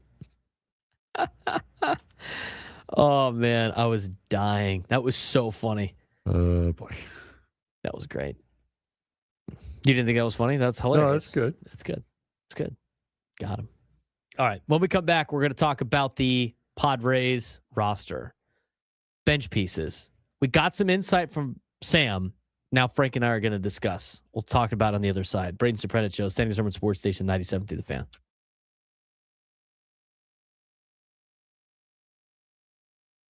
The San Diego Gulls just delivered one of their biggest wins of the season. After dropping 3 straight games, San Diego responded with a 6-4 win over Rockford, snapping the skid and keeping themselves firmly in the Pacific Division playoff race. And the night belonged to Ryan Carpenter. The Gulls captain scored his 100th and 101st career AHL goals, both on the power play, finishing with a 3-point night. The special teams were huge. San Diego scored 4 goals with the power play and penalty kill, including a shorthanded breakaway by Nikita Nestorenko. Rookie defenseman Stian Solberg added another goal, and Nicholas Brulard became the all-time goals leader in goals by a defenseman. The Gulls now sit 6th in the Pacific Division, but they're right in the middle of the playoff race. And with a big matchup coming up against San Jose this week, the question now is simple. Are the Gulls about to start rolling at the right time, or are they still searching for consistency before the playoff push? The Gulls may just have had one of the most important weekends of the season. After dropping the 3 straight games, Frank, they really bounced back with a big win over Rockford. Yeah, 6-4 win over Rockford, snapping that skid, keeping themselves in the playoff race right now, sitting 6th in the Pacific Division at 62 points, right in the middle of the fight, only a few points behind Coachella Valley and Bakersfield. trying to stay ahead of Henderson and Tucson. So it's starting to feel like playoff hockey in the AHL already. Yeah, this stretch is very important for the Gulls. But what happened this week? It started with a 3-2 loss to San Jose and the Barracuda. Gulls were competitive, but San Jose continues to show why they're third in the division. Still, there were positive. Tristan Leno scored and continues to develop into one of the Gulls' most productive defensemen. Matthew Phillips added another assist and now has nearly 40 points on the season. And Sasha Pasturov continues to lead them offensively. And, it was they might have lost, but the games, again, continue to be competitive and close, even in losses. Yeah, absolutely. And this next one is no different. They came home for a 2-game set against Rockford. Friday night did not go their way. They lost 3-2, despite goals from Passagov and Sam Colangelo. Head coach Matt McIlvain said the difference came down to a few mistakes that Rockford capitalized on. Saturday night, though, different story. Exploded for 6 goals, a 6-4 win, snapping the losing streak that they needed to really break. And it was a night full of milestones and big performances. Yeah, you look at some of the key player trends this past week. A few players are really driving this team right now. Sasha Pastujov named leader he's now the team leader with 40 points. He continues to be the Gulls' most consistent offensive weapon. Matthew Phillips, nearly 40 points as well, has 10 points in his last 10 games. And defensively, Tristan Leno, 11 points in his last 13 games, looking more confident every week. Yeah, absolutely. And also you got Callie Klang sitting in net, continuing to steadily improve, 14, 4, and 6 on the season after that big win against Roxford, ahead of guys doing what they've done, like Ryan Carpenter, his 100 and 101st career AHL goals, finishing with 3 points. Solberg scoring his 9th goal of the season in his rookie campaign. Nikita Nestorenko scoring the first shorthanded goal of his AHL career. Nicholas Brouillard becoming the all-time goals leader in goals by a defenseman, passing Brandon Montour, who's now off to bigger and better things in the NHL. So it's been a full team effort from the net all the way out to the center line. And that's not even talking about Nathan Gauthier, who quietly has produced 12 points in his last 14 games as well. But here's where you're at in the standings. Gulls are in a fascinating position right now. They're 6th in the Pacific Division, but the race is extremely tight. Ontario leads the division. Colorado and San Jose are right behind. Bakersfield and Coachella Valley sit just ahead of San Diego, but right behind the Gulls, Henderson and Tucson, both chasing playoff spots. So every point matters right now. Yep, and every matchup is going to be inside the division, especially the upcoming ones against San Jose this weekend are now absolutely huge because you're fighting for those spots. You're fighting for every point that you can possibly find, if not to catch up, to stay ahead from those nipping at your heels behind. Well, even the best part, too, is the Gulls survived the trade deadline. Yes, they did. The Gulls survived the trade deadline. The Ducks only traded away a couple of draft picks and a defenseman from the big club, from their own club. And so with not a lot of moves, a lot of young talent still here in the Ducks organization, but more specifically in San Diego. Absolutely. And that's a huge, huge point that will probably be overlooked because you think the NHL is the key focus of the trade deadline. But for teams with minor league towns, those teams tend to get broken up pretty bad during the trade deadline. And San Diego was able to stay pretty firm and consistent. Playoff push time now for the Gulls in the month of March on to the couple first weeks of April. Should be a fun one to watch here in San Diego.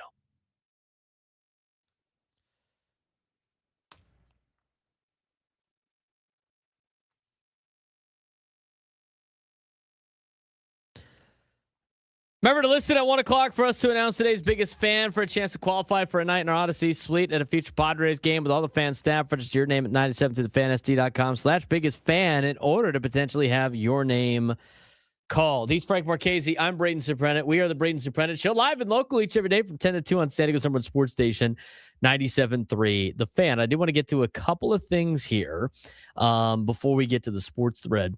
And one of them is the bench conversation, but I do want to talk more about, and I'm going to give Frank an opportunity to grab that clip from Fernando. I do want to talk about what a great start it's been to, I wouldn't say the season, but just in general for a guy like Fernando Tatis Jr. I mean, he is really taking center stage at the WBC. I mean, sure, yeah, the debacle of Team USA and like not knowing the rules, which, by the way, I saw a tweet last night going, congratulations to Mark DeRosa and Team USA for winning the World Baseball Classic. That's also part of it. But the Dominican Republic team and the excitement they have had and the talent that is Fernando Tatis Jr. really taking that by storm with the start of the season that he has had. I feel like he is about to really explode to a whole different level in 2026. And we talked about it, did we not? I mean, we had before the World Baseball Classic started, I had my open about Fernando being in the World Baseball Classic. He's built for this. He's built for moments like this. We have not seen Fernando play in a WBC, nor have we ever seen him play in a WBC and then start the season. I think this is the start to what could possibly be a great year for Fernando. And he teased it too. He talked about it at FanFest. We reiterated it on the show a couple of weeks ago. And now you're seeing this guy get off to such a great start to the season by dominating in high performance games and getting that playoff level atmosphere. I mean, if you look at Fernando, Fernando hasn't played in too many playoff games because he had that, 2023 collapse of a season. He didn't play on the team in 2024 in the postseason. 2025, 2022. Sorry, 2022 wasn't there. Didn't make the playoffs in 2023. 2024 was his first kind of taste of the playoffs. Didn't make it out of the first round. And then last year, 2025, again, only a couple of games in Chicago. You got the playoff level atmosphere. You got that vintage Fernando that we saw at the beginning part of his career. And he talked about it. And this is Fernando Tatis Jr. at FanFest, really, I don't want to say prophesizing, but really talking about him being able to play at his best level. And despite the struggles last year, he thinks he can have a really big year. Here's Fernando back at FanFest. When you look back on last season, Fernando, what do you think some of the struggles were offensively for you? Mechanical, more than anything else, but it was actually more about trusting a process that it was going in there, and that I wish I can go into more details, but I definitely feel that's definitely behind us, and I know this year on the offensive side is going to be really special. You said, I believe it was last year, that when your head's in the right place, you're second to none on the baseball field. Is your head in the right place this year? It is, and looking forward to keep going as a player and as a man. And like I said, my best years are definitely ahead of me, and this year is going to be one of those. But there's no limit, and now is due to myself to show you guys that. Fernando talking about what could potentially happen this year and then backing it up early. Backing up early on a big stage in the WBC, in a passionate stage and playoff level atmosphere has been exciting to watch. I mean, you got so many people in social media going like, our team needs a trade for Fernando. Yeah, Yankees fans licking their chops like they're going to get this guy. It's like 1996 anymore. This guy's not leaving. And it's going to be good to see Fernando like that again here at Petco Park. I think Fernando's going to have a big year. I really do. Last year I thought he was off to a pretty decent start, but it took him forever to get that home run The approach at the leadoff spot was obviously different. I don't think he got the protection behind him from Luis Arraez like he needs. But wherever he may hit in the lineup, I think the Padres are going to do a better job of protecting Fernando in that batting order so they can let Fernando play at this level and really be himself. Because I think that's going to help carry the Padres. We're going to talk more Padres baseball here in just a second. But we do need to let you know what's going on. What else is going on in the sports world? Let's get to our sports thread. You know that group chat? The one that's always blowing up with the biggest sports takes, debates, and breaking news? You got barbecue back there, and you didn't invite me? Yeah, we've got that too. Welcome to the Sports Thread, where we break down the top 5 stories in sports, just like you would with your crew. Oh, no! Disaster! What a bad idea! No filters, no silence, just real talk. All right, Frank, what do we got going on in the sports world today? You know, nothing says guilt quite like saying, hey, please don't put that rule in. I'm begging you. Oh, no. Can you not? Number 1. The Big Ten Conference has asked the NCAA to temporarily stop investigating tampering cases. How is Big Ten Frank going to defend this one? Don't do it. Arguing the current rules simply don't fit the modern era of college sports. In a letter sent this week, the conference said tampering regulations were created before NIL payments, direct athlete compensation, and the massive transfer portal movement that now defines NCAA Division I athletics. The Big Ten pointed to examples like hundreds of players committing to new schools within hours of entering the portal, suggesting conversations are clearly happening beforehand and that enforcement has become inconsistent and unrealistic. The conference is pushing for a complete overhaul of the rules to reflect the current marketplace for college athletics. If tampering is already happening everywhere in college sports, should the NCAA legalize it and regulate it openly, or would that completely destroy what is left of the competitive balance? The Big Ten basically is like, well, everybody's doing it. This is not, I don't know why there's tampering fouls. Why, what do you mean? Like Dave Chappelle with his friend. I didn't know I couldn't do that. That's kind of like what the Big Ten's doing right now. Was that wrong? Should I not have done that? I tell you, I got to plead ignorance on this thing, because if anyone had said anything to me at all when I first started here, that sort of thing was frowned upon. Because I've worked in a lot of offices, and I tell you, people do that all the time.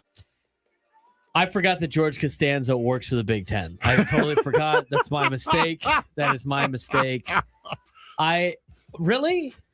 No, they should be trying to figure out the rules and to eliminate tampering altogether. You should never be allowed to talk to players from the other team about transferring to your school, nor should you be allowed to do that in professional sports.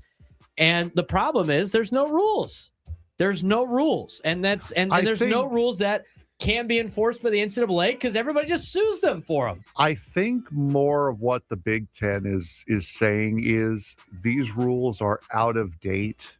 So let's stop penalizing and fining schools based on out of date rules. Let's update these rules and then start doing it again.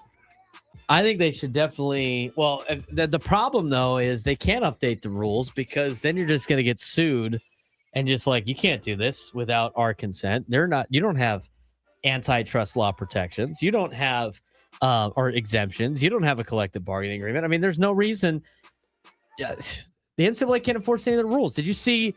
I don't know if you have this in the sports thread or not. Did you have the SEC commissioner saying we might have to just break away and do our own thing? No, I did not. Yeah. Great. I mean, they might just start their own deal. And if they start their own deal, how many conferences are going to go with them? And just be like, yeah, we don't need the NCAA. We're just going to do our own thing. You know what? If that's what it takes, maybe they do that. Maybe the power conferences are like, we're see you later.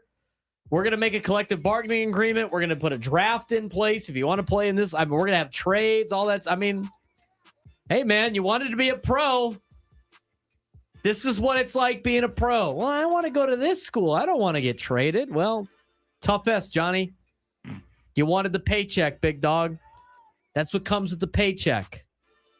You're not playing well. We're going to trade you for future draft pick considerations later. Your boy's on television, by the way. I love Brett Yormark. Number 2. What a great court they have, by the way. They got updated again for this round. It's phenomenal. Look at the Big 12. How strong is the Big 12 this season? The best in college basketball. I guess you guys could tell TCU won last night. The Baltimore Ravens. Were slipping all over the court. I was close to changing my allegiance to courts last night, but they pull it off. All right, the Baltimore Ravens backed out of the blockbuster trade for Max Crosby from the Las Vegas Raiders, despite previously agreeing to send 2 first-round picks for the star pass rusher. Ravens general manager Eric DeCosta said he was, quote, gutted by the decision, but insisted the team had to act based on its internal evaluation, with league sources indicating multiple medical concerns surfacing during Crosby's physical.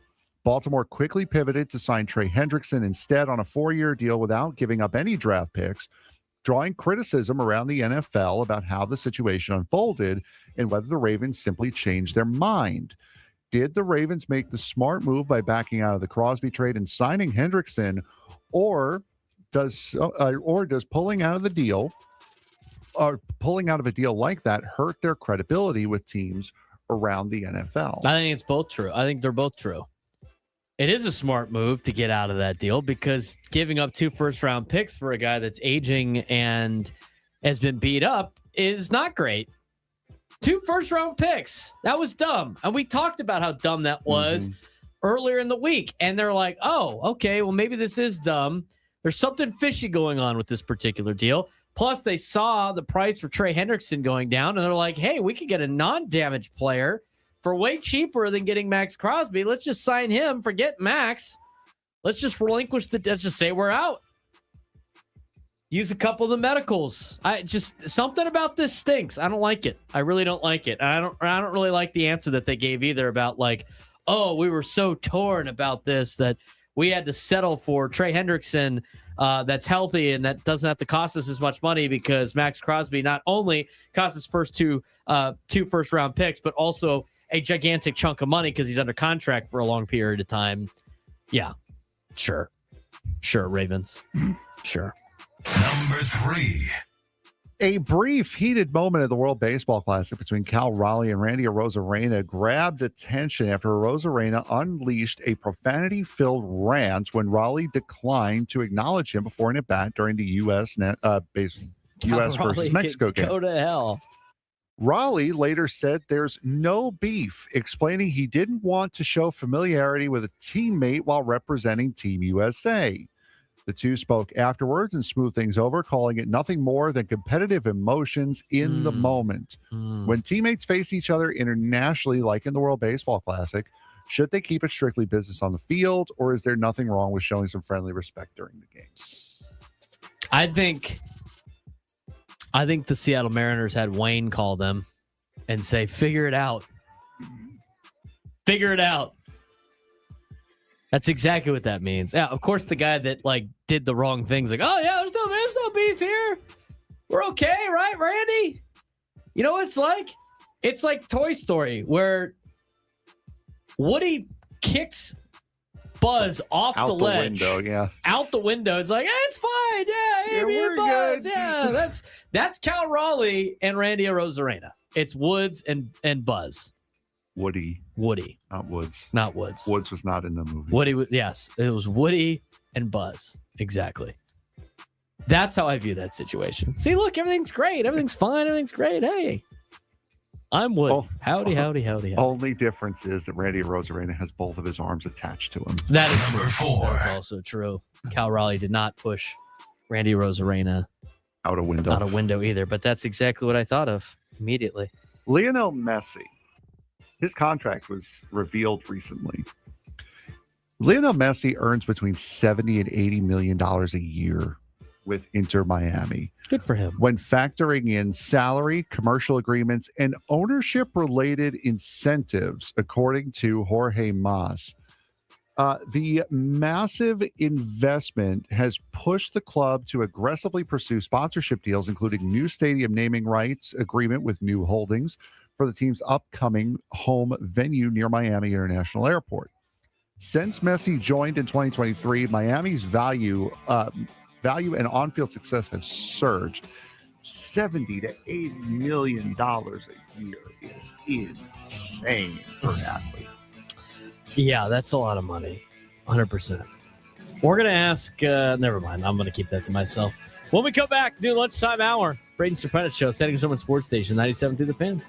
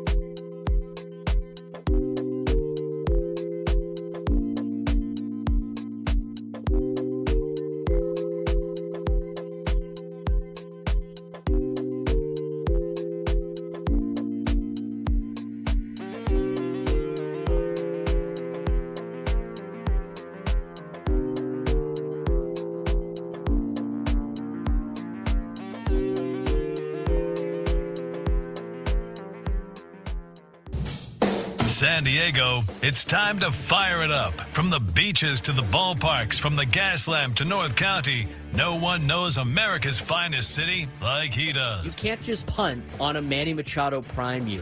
He's a fourth-generation San Diegan, born and raised in the heart of this community.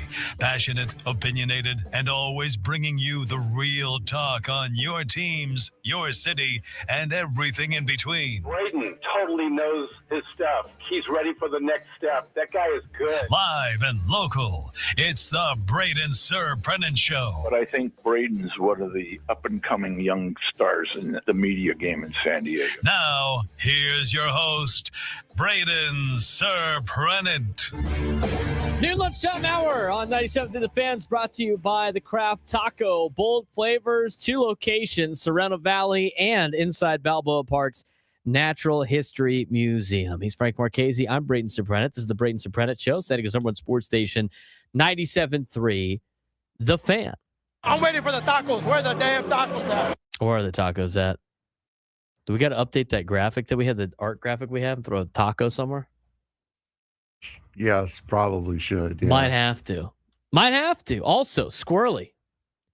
He goes, I see the graphic. I get the frog and the dog, but what is the thing circled out in front? Throw it up, Frank. Throw the graphic up. On YouTube. You know what that is, Squirrely? That is a no sign over a windsock. No wind socks. No wind socks allowed here. No wind socks allowed here on the Braden Surprenant Show. Could you imagine how nice a Craft Taco logo would look right on that dome there in the back? On the library? Yeah, the library dome. That would be perfect. You could put it on the gas lamp sign, I guess. Nah, it'd look better on the library dome. Craft Taco. Just throw a giant Craft Taco logo on there. I could take the hot dog off, put the Craft Taco logo on there. Oh, no. That'd be rude. Foul. Oh, cool. I was wondering. Yeah, no wind socks. It's the hidden Easter eggs of that graphic. We're putting that on a T-shirt. I am. I'm going to put that on either a black or a white T-shirt. So that will be up shortly. We still have to put the Sam photo on a T-shirt. I bet you a lot of people here would buy it. Sammy eats. If we put, Sammy swipes. We got to put a quote on there from Sammy too. You know, if we put a picture. So our thought was yesterday. Let me get the exact quote. If we put Sam's barbecue order on a T-shirt with the saying, "I didn't want a lot of food. Can everyone relax, please?" on a T-shirt, would you guys want it? Yes. I got to get enough yeses on there. Throw it in a poll. I got to have enough yeses on there too. You got to have a poll on yours also. That's fine. I'll put it up. I'll put a poll up on the stream here in a second. But yes, throw the poll up. Let's see. It'll determine whether or not I order them. I think we should. Sammy L's barbecue. Is the L stand for Levitt, or is that just a fat L on the plate that he put together? Just don't think too hard about it. Just say yes. Just yes. nod your Yes, head. it Say is. yes, it is. Absolutely.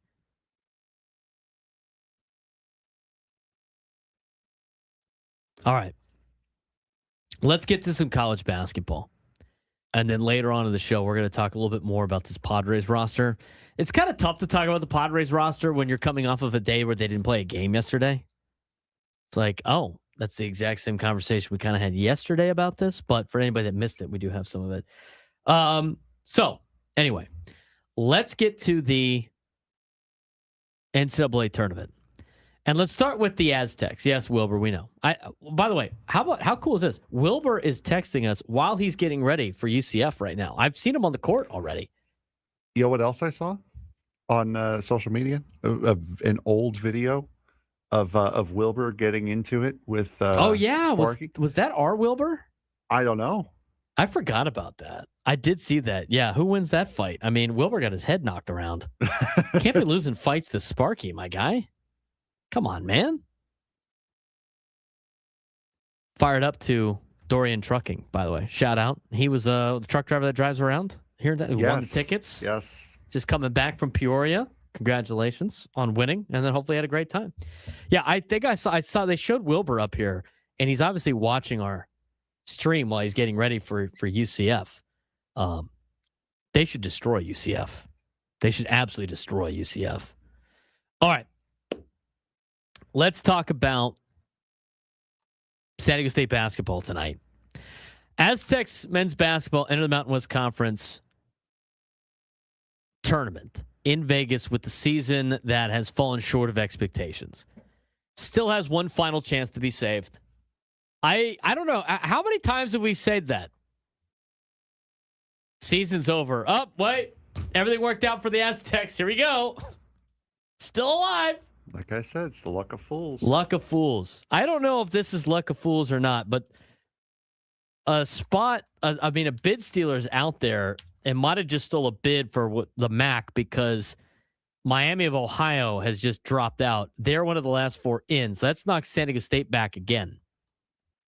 So the Aztecs, this is how crazy this is. And I don't even think the bubble is that good. But with Miami of Ohio losing, we're going to dive deeper into this in the next segment.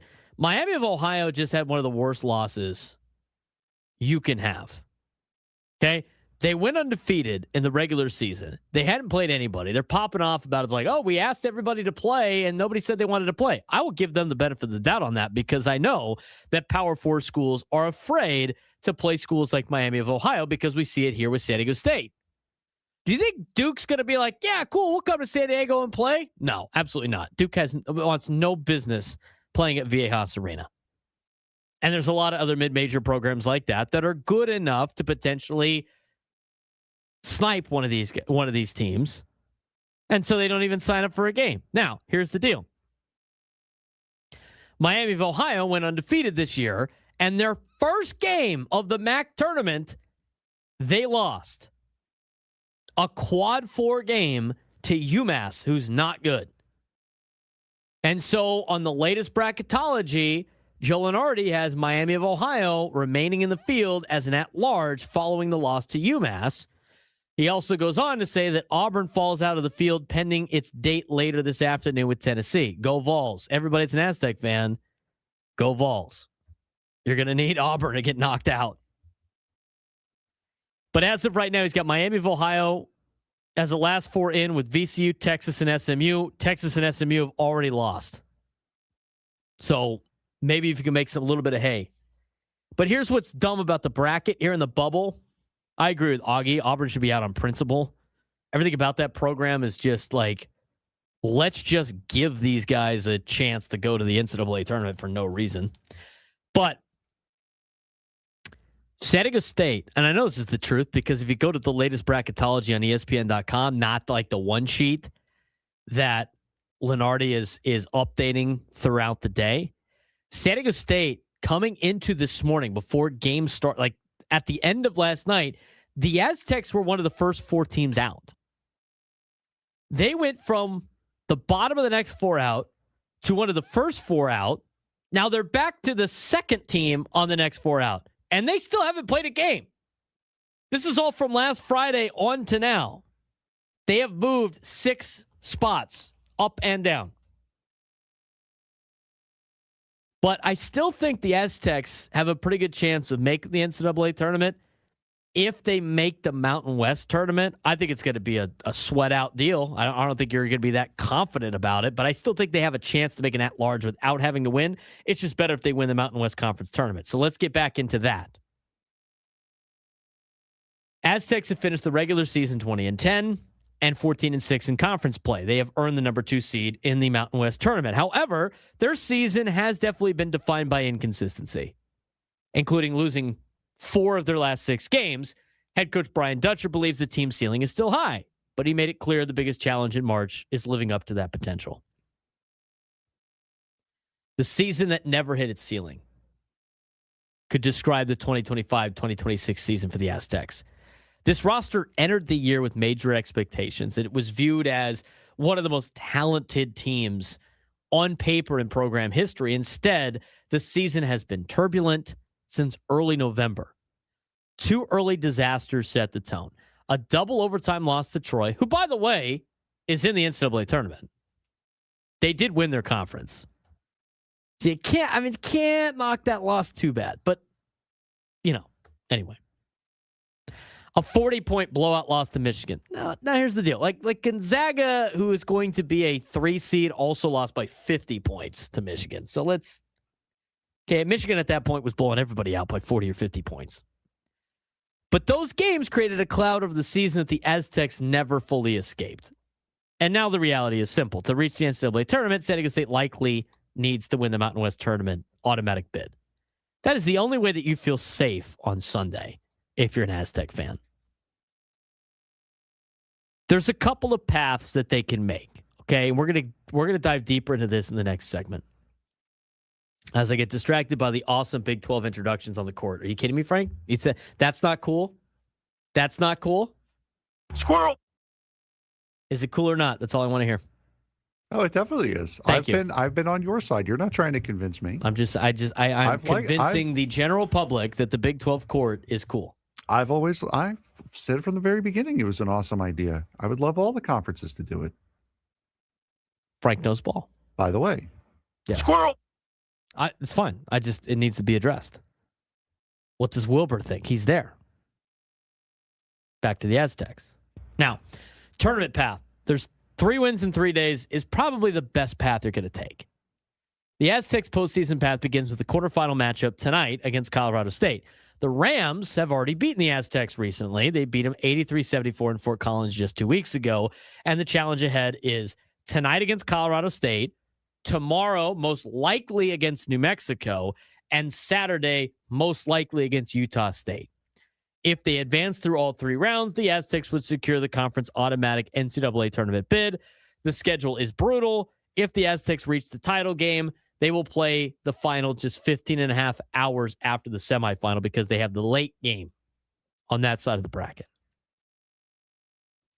Now, the advantage, though, for the Aztecs is they historically dominate at the Thomas and Mack Center. Since 2008, 2009, Aztecs have won 48 wins. They have gotten 48 wins in the arena, the most wins by any D1 team in a venue that isn't their home court.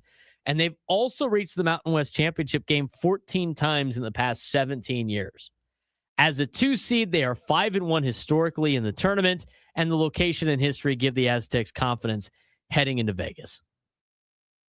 Aztecs believe they can attack Colorado State with full court pressure defense. The first meeting in San Diego showed how effective it can be. San Diego State forced 17 turnovers, and they won 73-50. However, when they tried the same strategy at altitude in Fort Collins, it backfired. Playing at 5,023 feet definitely impacted their conditioning and execution, and now the rematch will be played at 2,000 feet in Las Vegas, where San Diego State believes its defense can thrive. The big problem, though, for San Diego State during these 4 of the last 5 games, 4 losses out of the last 5, has been the fact that the defense has fallen apart. Despite being known for defense, Aztecs' biggest concern entering this tournament is the defensive regression. Earlier this year, they ranked number 1 in defensive efficiency nationally, but recently, opponents have been averaging 81.6 points per game against the Aztecs, and they've shot 42.9% from beyond the arc. That is a major issue. But another major issue has been the rebounding, or should I say lack thereof. Aztecs are getting initial stops, but allowing second chance points. That's never a recipe for success. Head coach Brian Dutcher has emphasized that fixing rebounding and defensive effort is critical if they want to win the tournament. And the players know the issue. It's effort. The fact that we had to talk about the effort a couple of weeks ago, or last week, Reese Dixon Waters being like, we're not putting in the best effort. Several players talking about it. They admitted the team hasn't always played with the necessary intensity. Miles Bird said the team knows that a lack of focus has cost them games they should have won, but the team believes they're responding the right way. Recent practices have featured high energy, intensity, urgency, and the players believe they still have dogs on the roster capable of making a run. Frank, I look at this team and I go, from this particular standpoint, with everything that was been reported, we heard the reports about their practices not having intensity and not being, high level and not competing. You saw that action on the court, and you've seen this team when they play good defense, have really good nights, and when they don't play good defense, they get absolutely shelled throughout the basketball game. If San Diego State basketball and this team, the 2025-2026 Aztecs, don't want to be an embarrassment like 2018, they're going to have to play defense, they're going to have to out-rebound, and they're going to have to put that effort like their lives depend on it, because right now their season does depend on each game in the next 3 days.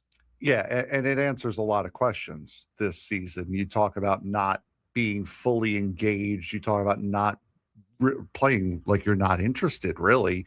And that's exactly what we've seen out of San Diego State so much this year. And for them to come out and say it, one, very big of them. Bravo. Congratulations. Way to take ownership of your own mistakes. But yes, that you really have to hunker down now. You're playing for something. You're playing for something big right now. You're playing for a chance to go to the national championship tournament. And I mean, that sort of lack of effort and lack of interest is not going to fly. And it is going to reflect very, very badly on this team if they do not at least make it to the tournament. And if that is the case, that quote and those statements are going to loom very, very large as the definition of what this season has been for San Diego State. I think for the Aztecs, again, I mean, I don't see a situation in which, they're better than Colorado State. And the fact that they don't have to play them on the road, obviously, is a big factor. They're used to playing in Vegas. They've dominated Vegas. I think a lot of most of the fans in Vegas are usually Aztec fans. Mm-hmm. Like, I've already seen reports like, oh, just get on the plane. Like, and it's all Aztec fans flying Southwest to Vegas right now. I believe that. I mean, they usually take over that arena. I got buddies that have already started checking into hotels for tonight. And they plan on staying there all weekend. So we'll see what the Aztecs have in store. I will say this. I was confident last night, and I almost said it. And we're going to work through this in the next segment. But the Aztecs, with the way the bubble is, they're getting a lot of favors because a lot of teams they're competing with are falling apart. And the teams in front of them right now are falling apart. What needs to happen for the Aztecs to make the game on Friday a play-in game? There's a lot right now. And I have the full deal of what you want to be rooting for if you're an Aztec fan to try to pay attention to the other teams that are on the bubble. First order of business, win the Mountain West tournament. But I think the Aztecs versus New Mexico is a playing game of the NCAA tournament. And I thought Bennett was brought up a good point. And it was like, if the committee knows that like the Mountain West is good enough to have two teams in the deal, if the Aztecs make it to the championship with Utah State, those are going to be the two teams. Because their resume with New Mexico is similar. That's why they got to beat them one more time. Where does it stand right now? Who do the Aztecs need to lose for that still sliver of hope? Because guess what? As much as we have said that they're out of it on the at-large, the bubble is not taking over, and nobody is playing to get their way into the tournament right now. I'll explain when we come back on the Braden Surprenant Show. San Diego Sports Station 97 through the Fan. The NBA might be the most wide open it's been in years right now. There's no dynasty, no unstoppable super team. And with 2 months left in the season, about 6 or 7 teams could realistically win the NBA title. San Antonio suddenly sitting at the top of the power rankings behind Victor Wembanyama, who's dominating both ends of the floor. The defending champion Oklahoma City Thunder are still right there, led by MVP candidate SGA. Detroit has shocked the league with Cade Cunningham playing like a superstar and pushing the Pistons toward the top of the East. Boston keeps winning even without Jason Tatum, while Jaylen Brown has stepped up as the main guy. New York Knicks, who everyone said couldn't defend, now have the best defense in the NBA over the last 7 weeks. Meanwhile, the Denver Nuggets and Minnesota Timberwolves are lurking in the West, and Charlotte has quietly won 15 of their last 18 games. So the question here, is the NBA wide open this season, or are we just waiting for one superstar to take over the playoffs? I look at this, Frank, and we're inside that final stretch of the NBA regular season, and right now, the biggest takeaway across the league is simple. There is no dominant team in the NBA. No, there's no dominant team, but the playoff race is getting clearer. The latest power rankings are showing who is rising and who is slipping and who could be dangerous come April. Right now, the hottest team might actually be the San Antonio Spurs, sitting at the top of the power rankings and continuing to prove that they're not just a young team anymore and that they are very legitimate contenders. Of course, Victor Wembanyama helps. Yeah, who continues to change the game on both ends of the floor and looks like the defensive player of the year lock while pushing toward MVP conversation. We've talked about that the last couple of weeks. It's been SGA versus Jokic, Denver versus Oklahoma City, back and forth. And then last week, it was like, oh, well, the Spurs are starting to make a little bit of a run, which means Wembanyama has now entered the conversation for MVP. Right behind them, though, of course, the Oklahoma City Thunder, as we said, who just keep winning even when they're missing pieces, and they're still getting MVP level play out of SGA, and they're built with depth and defense that travels in the playoffs. But the biggest surprise is in the East, Frank. Yep, absolutely. The Detroit Pistons have been sitting at or near the top of the conference for most of the season, powered by Cade Cunningham, who is quietly putting together an MVP caliber season and proving that the Pistons rebuild might have arrived earlier than expected. Meanwhile, the Boston Celtics are still winning games despite not having Jason Tatum. He did have his season debut over the weekend. Jaylen Brown has stepped up to be the main star for Boston. They've won 12 of their last 14 games, and they are slowly climbing up the rankings, as well as the New York Knickerbockers. For years, people have said the Knicks could not defend, but now since mid-January, pretty much since the All-Star break, the Knicks have had the best defense in the NBA. Yeah, they're led by Jalen Brunson, plus defensive pieces like OG Anunoby and Mitchell Robinson. New York has won 15 of their last 19 games and climbed back into the top 5. But the big question with the Knicks, and really most teams right now, is whether the regular season success will actually translate into the playoffs, because postseason basketball exposes weaknesses very quickly. And in Denver, the Nuggets are one of the most interesting teams in the league right now.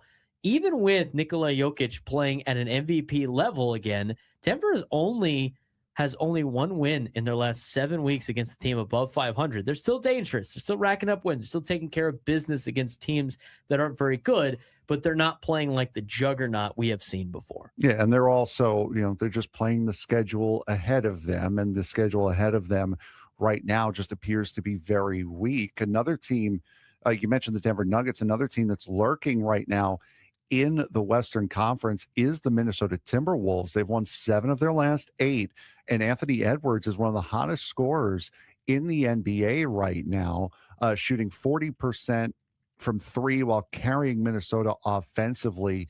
And do not overlook this surprise story in the East. The Charlotte Hornets are actually making a pretty decent push right now. Yeah, Charlotte has won 15 of their last 18 games, and they're making that push to the playoffs or towards playoff positioning.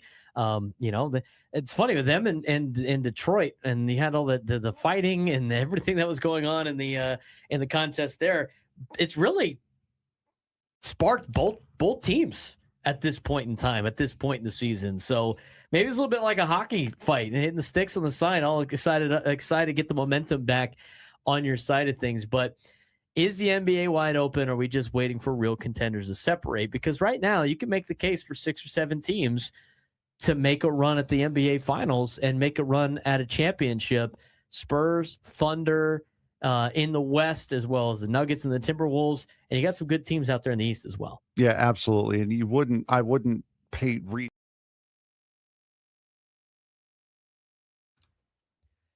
12:24 on a Thursday. It's a beautiful Thursday. It's a hot Thursday. You gonna be okay? You gotta tan the casings a little bit today? No. As long as I'm indoors in air conditioning, I will be fine. You know what? If Frank got on like one of those foam rollers, rolled back and forth in the hot sun, it would be like a 7-Eleven hot dog machine.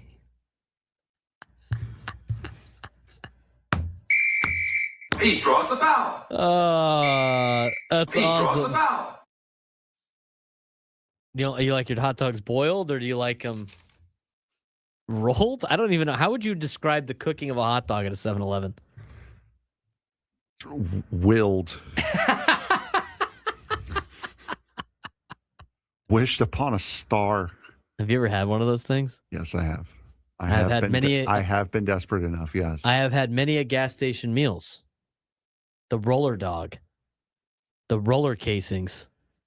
I tell you what, though, you have a roller dog at like a 7-Eleven, and it makes a snap noise when you take a bite. That ain't a casing. No, that's the plastic that they left on. That ain't the casing of the hot dog. Definitely not. Definitely not. That's you when you go out in the backyard, get a little tanning in. Yeah, that's called an accident. On the foam roller, get a little foam rolling in and tan the casings a little bit. It's so bad. It's funny though. You like it. It's good. I thought that was good. It's definitely worth the foul. See, the thing with the foul is it's still a foul, but it could be funny. Your foul could be funny. Yeah, exactly. I don't want to hear anybody say anything about a fresh 7-Eleven dog. I don't want to hear a fresh roller dog. Fresh and roller dog cannot be used in the same sentence. That's like fresh frozen. Have you ever seen? Could you imagine if you asked? Oh God, what's his name? What's the Ramsey? Gordon Ramsay. Could you imagine asking, like, telling Gordon Ramsay, are these hot dogs cooked fresh? Well, they're freshly rolled. Roller dog fresh. First of all. No. Fresh frozen. Bold of you to assume that Gordon Ramsay would ever have a hot dog.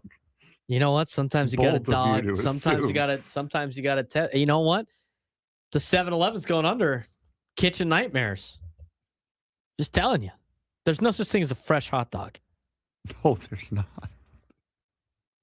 Do I need it? Is this like telling people about the mysteries of the Easter Bunny and Santa Claus to some people, that hot dogs are what they're made of? Do you want to know what they're made of? No. Does anybody want to know what they're made of? Nope, I'm good. Yeah. First of all, starts with an L and the other one starts with an A. It's a hard pass on that. Don't want to know what's made. Yeah. Just pretend it's something else, don't you? Exactly right. Fresh roller dog. They're fresh. Excuse me? Could you imagine you're going to like a farmer's market where things are fresh? Hey, these are fresh hot dogs. Fresh roller dog. Gross. Fresh roller equals gas station sushi.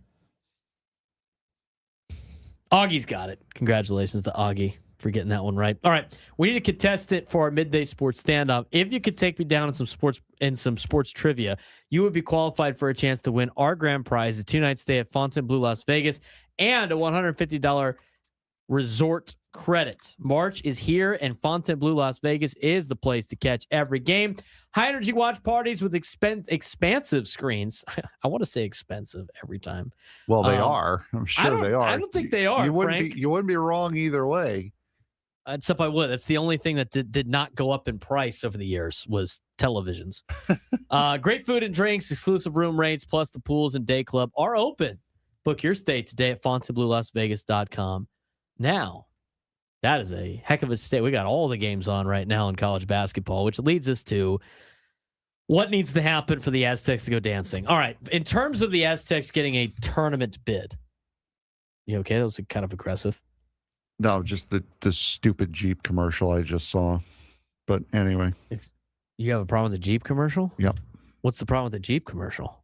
Taking the mounted singing fish off of its yeah, mount yeah. to try to catch a bear. And then the kid sitting there with the empty plaque where the fish was. And then he gets eaten by the bear. Yeah. Come on, man. Stupid. Did you ever have one of those fish growing up? The singing fish on the wall. You can like mount. I remember the infomercials for that. The whatever. Remember those like the paid programming commercials? Yeah, I think my grandparents did actually. You push the button, the fish would like come to life, and then Billy Bass. All right, back to the Aztecs. Aztec fans, this is what you need to be looking for this week right now. The reality for the Aztecs is pretty simple. If they're not in the field, their resume ranking is around 54 nationally. Their at-large odds at around 17%. That means if Selection Sunday happened today, the Aztecs would be on the outside looking in. But there is a path, and it starts in the Mountain West Conference tournament. Here's scenario one, the most realistic path to see the Aztecs play probably on Tuesday of next week in the first four, or just in general in the NCAA tournament. Beat Colorado State, beat New Mexico. This is a scenario that could realistically put San Diego State on the right side of the bubble. They beat Colorado State in the quarterfinals. That simply keeps the season alive. But the real game is the next one. Beat New Mexico in the semis. That's going to matter a lot because the Aztecs and New Mexico are direct bubble competitors. Their resumes are almost identical. Both are outside the top 50 in resume metrics. San Diego State has a approximately 17% chance at large odds. New Mexico has approximately 14%. So if the Aztecs beat New Mexico tomorrow, you would eliminate a direct competitor for the same at-large spot, which matters obviously to the committee. But you can't really do that until you win tonight. So tonight's obviously more important than tomorrow. You win tonight, you keep the season alive. You lose tonight, you're done anyway, so it doesn't really matter. The big one's going to be, of course, tomorrow against New Mexico, again, for at-large stuff. Now, scenario two is you got to root for the right Mountain West outcome. And right now, the conference projection look like this. Utah State, lock, everyone else still fighting for scraps. If the Aztecs beat New Mexico in the semifinal, the ideal title game opponent is actually Utah State because Utah State already a lock for the NCAA tournament. If they win the tournament, no extra bid thief happens. But if someone like Colorado State or New Mexico wins the tournament unexpectedly, they could steal the automatic bid and then shrink the bubble, which hurts San Diego State. I mean, to me, if you're the Aztecs, the only way you get in this NCAA tournament is you win it yourself or Utah State wins the tournament. That's it. And if New Mexico wins the tournament, if you lose the game to New Mexico in the semifinals anyway, you're not going to the NCAA tournament. The other thing you kind of need to happen, no bid thieves among other conferences. Bubble teams like San Diego State get killed when unexpected conference champions take out automatic bids. Teams to watch for teams in the Atlantic 10, watch for teams right now the MAC, because UMass knocked off Miami, and whether or not Miami of Ohio has done enough to make the NCAA tournament remain to be seen. But that's a bid thief right there. That just made the bubble shrink a little bit. But I don't necessarily think Miami of Ohio is a guaranteed spot in the tournament yet. They might, but I doubt it. West Coast Conference is done, and nobody, you don't have to worry about that. Again, bid thieves most likely, Atlantic 10, MAC. Those are really it. I mean, there's not a lot of bid thieves out there right now that could affect San Diego State. But if VCU or South Florida don't win their conference tournament, it's a problem for the Aztecs. It is, because those are the teams that are, I think, the favorite to win their particular tournament as of right now. The other scenario is you got to root against bubble teams. So the Aztecs do need some chaos. They need teams like Auburn and Oklahoma and Seton Hall to lose. And if those teams lose early in conference tournaments, the bubble shrinks and San Diego State's resume comparison improves. The key number here is top 50. Historically, teams outside the top 50 resume metrics struggled to get at-large bids, and the Aztecs right now sit at 54.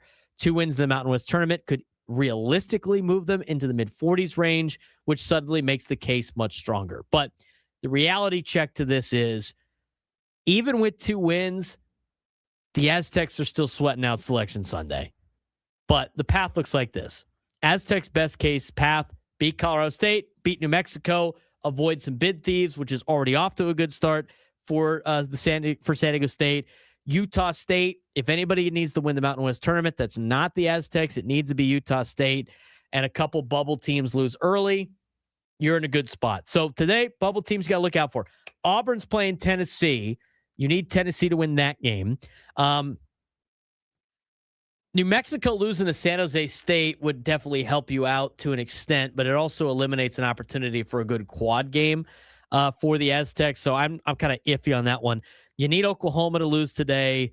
Stanford's already lost. They're out. Indiana's already lost. They're out. Cincinnati's lost. Virginia Tech, Cal, West Virginia, they have all lost. They're all out. Seton Hall is behind you right now in the the grand scheme of things, but you don't need them sneaking up and stealing a bid for the NCAA tournament. Teams that are in front of you still, NC State, UCF, and Missouri, all need to lose. Everybody else in front of you has already lost. Miami of Ohio's out. They can't play at any games.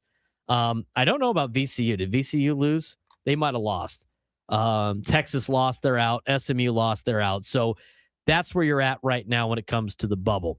When we come back, we're going to play the Midday Sports Standoff, give you the national look if you want at the NCAA tournament.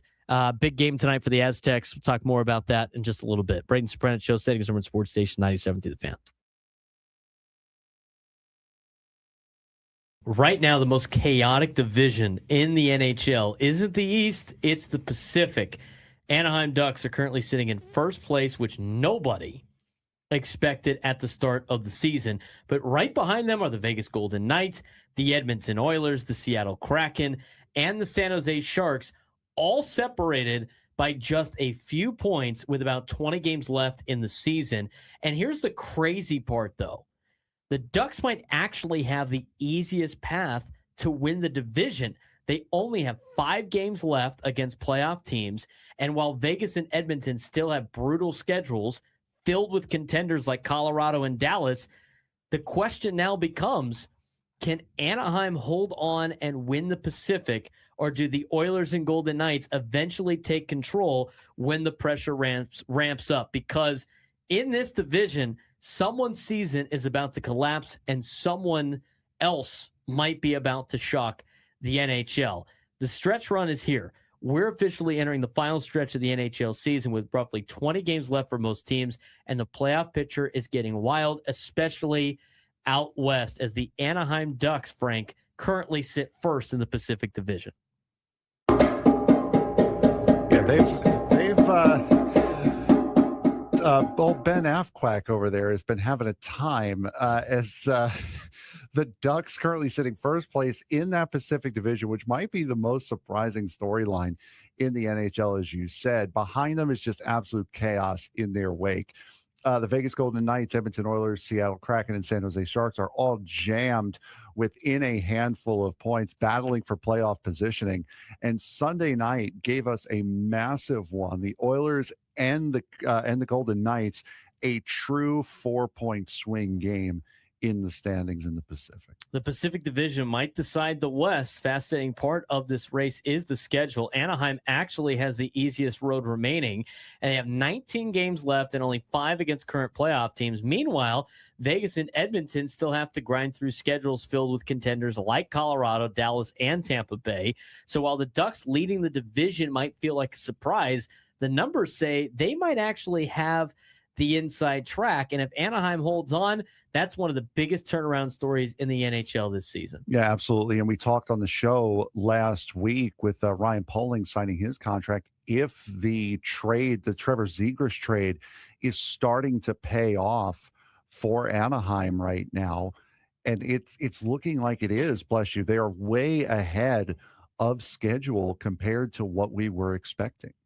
Trade deadline fallout, the winners and the losers. The NHL trade deadline did have a strange rhythm this year. Lots of deals leading up to it, quiet on deadline day itself, and then chaos right before the buzzer. Some teams walked away much better. Some teams might not have gotten the value that they were hoping for going into the deadline. Yeah, the Colorado Avalanche might have had the best deadline. They already had Nathan MacKinnon playing at an MVP level, and now they add center depth. Might be the best in the league now as they add Nazem Kadri and Nicholas Waugh.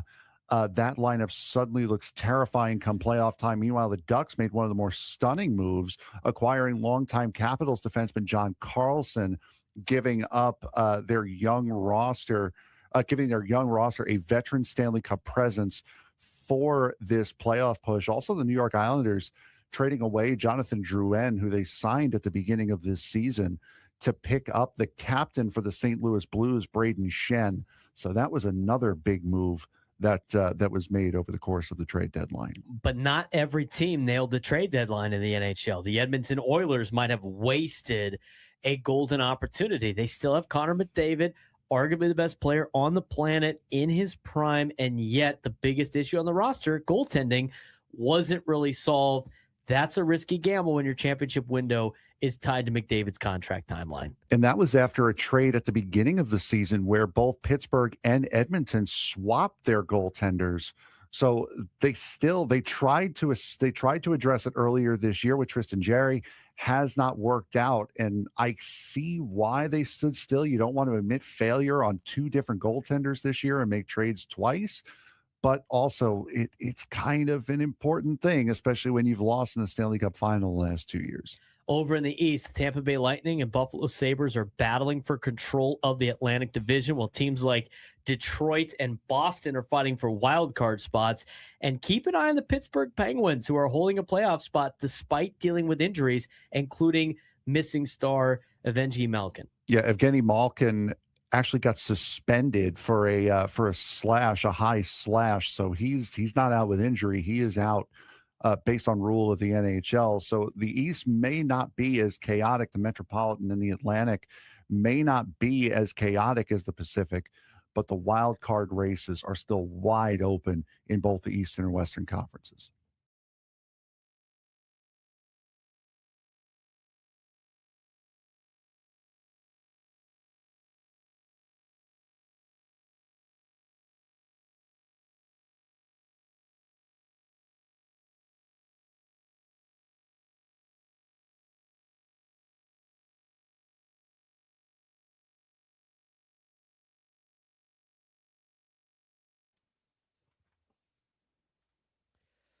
Broadcasting live at the Bill House Studios. We know how. It's part of our lunchtime hour on the Fan. Craft Taco, bold flavors, 2 locations, Serrano Valley and the Natural History Museum. He's Frank Marchese. I'm Braden Surprenant. This is the Braden Surprenant Show, live and local each every day from 10 to 2 on San Diego's #1 sports station, 97.3 The Fan. We're going to talk a little bit more about San Diego FC in the next hour. We're going to break down the Padres roster in the next hour as well, with some new developments that we got, and kind of recap what's been going on in the NFL free agency. We've got a lot of sports going on here in this month of March. 2 weeks out from opening day. At this point, we're 2 weeks in what? 30 minutes? Almost Just 30 about, minutes? yeah. No? 1:10 start, right? Looking forward to it. Do we got official call? Tarek Skubal? Is that who it is? Maybe? Is that who it's going to be? The fact that he gave up on the... didn't give up, but it's like, all right, contract stuff. Not pitching for Team USA anymore. Just worried about the pods, man. Got to be worried about the pods.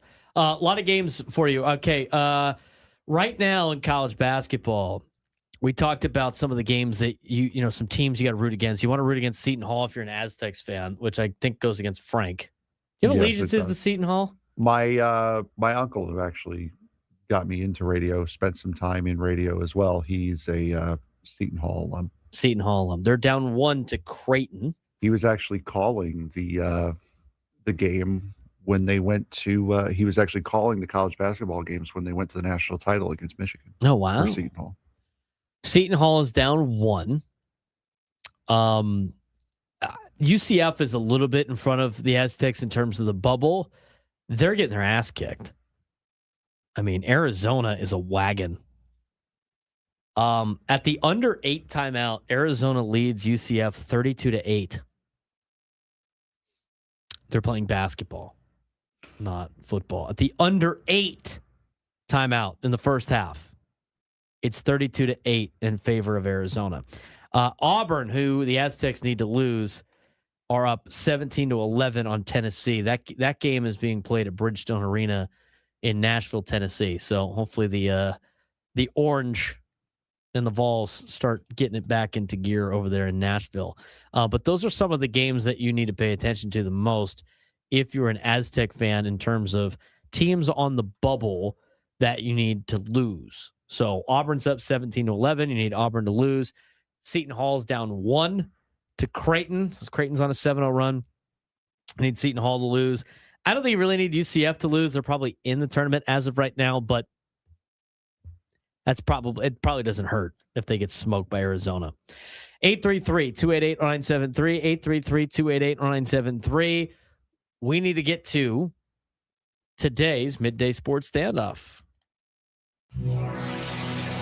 Welcome to Midday Sports Standoff on the Braden Surprenant Show. I can't believe what I'm seeing right now. The ultimate head-to-head battle where sports knowledge and quick thinking collide. No, it's no good. Are you kidding me? Contestants will go toe-to-toe with Braden in a sports trivia deal where every correct answer brings them closer to victory. Down the sideline! Wow! Unbelievable! But 3 strikes and it's game over. This is not Detroit, man. This is the Super Bowl. Can you outsmart Braden? The Midday Sports Standoff starts now.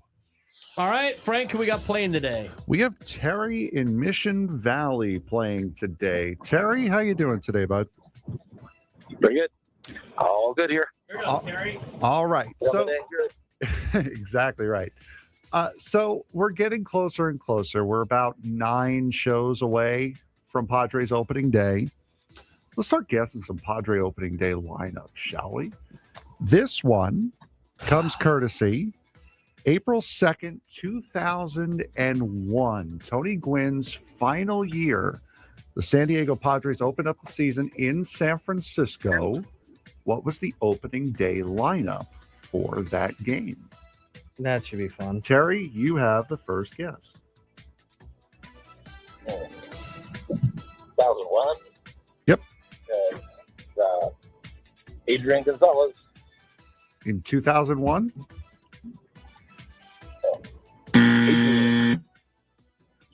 No, unfortunately not. There was a Gonzalez, though.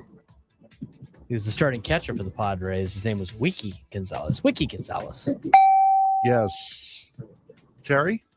Let's see. Damian Jackson. Damian Jackson was leading off at second base. Wiki Gonzalez batting 7th behind the plate that day. Right fielder, Ryan Klesko played that game. Was he in the outfield? Ryan Klesko was in that game. He played first base, batting 3rd. Terry? How about Phil Nevin was probably playing? Phil Nevin was playing, batting right behind Ryan Klesko, playing 3rd base. He played 3rd. Well, I'll go, of course, with Tony Gwynn. I was wondering how much longer that one was going to take. Tony Gwynn batting 5th in right field. All right, so who do we have?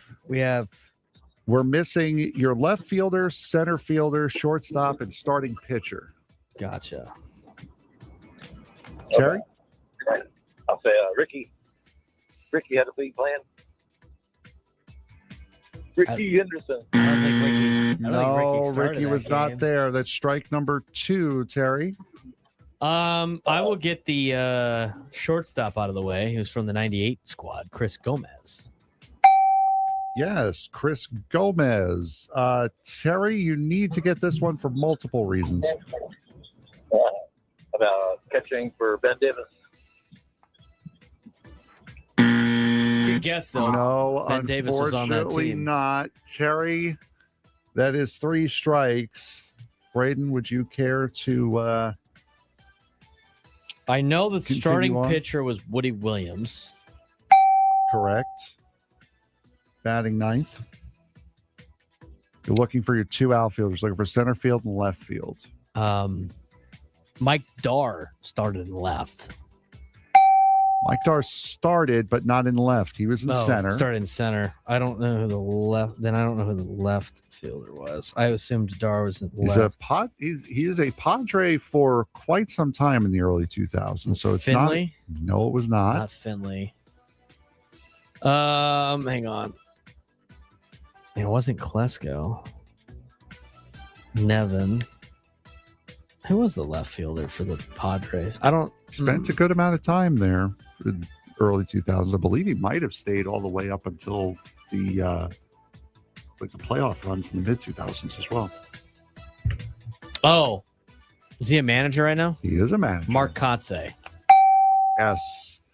Padres opening day lineup, April 2nd, 2001. Tony Gwynn's final year. Damian Jackson at second, Mark Kotze in left, Ryan Klesko at first, Phil Nevin at third, Tony Gwynn in right, Mike Dar in center, Wiki Gonzalez behind the plate, Chris Gomez at short, and Woody Williams on the mound. How about that? We'll be getting you in the opening day realm here. I'm not going to look up that roster. 2001 Padres roster. So again, just I was 6. The next week and a half is going to be all opening day lineups.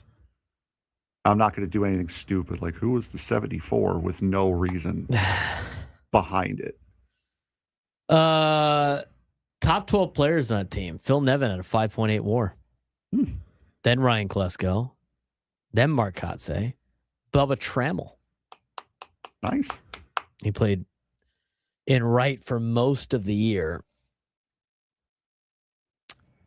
Then it was Brian Tolberg. I couldn't tell you who that is. Kevin Jarvis, Brian Lawrence. Remember Brian Lawrence? Mike Darr, Ben Davis ended up starting the most at catcher that year, so he was on. Terry was on the right track. Jose Nunez had a 1.1 WAR. Trevor Hoffman 1.1 WAR, and Wiki Gonzalez with a 1 WAR that season. The Padres in 2001 went 79-83 under Bruce Bochy. That team had, let's see, do they have the starting pitchers that year were Bobby Jones, Kevin Jarvis, Woody Williams, Brian Tolberg, Adam Eaton, Brian Lawrence. Bullpen, Trevor Hoffman, Jose Nunez, David Lee, Rodney Myers, Tom Davey. That is a blast for the past for a lot of people probably driving around. Yep. So pay attention to milestone years in Padre history for the next week and a half. 2001 is a milestone year because it was Tony Gwynn's last year. Is that what it is? Mm-hmm. That was Tony Gwynn's final year. How many games did he play in that year? Let's see. Tony played in 71 games that year. Still hit 324. As you do. In 71 games in 2001, as a 41-year-old, Tony Gwynn had 102 at-bats, was 33 for 102, 5 runs scored, 9 doubles, 1 triple, 1 home run, 17 RBIs, stole 1 base, walked 10 times. You know how many times he struck out? At age 41 in Major League Baseball? 7. 9. It's pretty close. You know how many guys have 9 strikeouts by game 3 of the season? How many guys have 9 strikeouts? Yeah. How many guys have 9 strikeouts by game 2 of the season? Getting up that many times and punching out? 9 strikeouts in the entire season. Jeez. Unbelievable. 2001. Last year for Tony Gwynn. He played in less games in 2000, played in only 36, hit 323. Let's go back to just Tony. I mean, his numbers are ridiculous every single year. He only hit below 300 once. That was in 1982 when he was a rookie, when he played in 54 games. You know what he hit? 284. Sorry, 289. He never had an OPS plus under 100. In any season, which means he was never a below average player. How about that? From age 22 to 41, Tony Gwynn was never a below average player. I mean, people are probably like, yeah, of course. I mean, he's Tony Gwynn. I understand that part. Duh. But at the same time, it's like when you look back at some of those stats that we look at now a little bit more closely, it's really insane to compare that to what we see now in Major League Baseball and just be like, oh my God. And then you start looking at contracts and you're like, I'm sorry, we got guys getting paid how much money to be below average at their job? Crazy. Tony Gwynn was a 15-time All-Star. Lowest batting average, like I said, was 289. OPS numbers are all above 100 every time. He never had a negative WAR. The lowest WAR he had was in 2000. He had a 0.4 B WAR, and that was because he played in 36 games. Struck out only 4 times that year. 36 games, 140 plate appearances. The most times he ever struck out was 1988. He struck out 40 times. I mean, you could do like hours on Tony Gwynn's stats. You're just like, are you kidding me? Are you kidding me with this? When we come back, recap what happened last night. San Diego FC, big win over Toluca, but can they keep it going in the second leg? Frank and I will discuss when we come back on the Braden Surprenant Show. San Diego's #1 sports station, 97 through the Fan.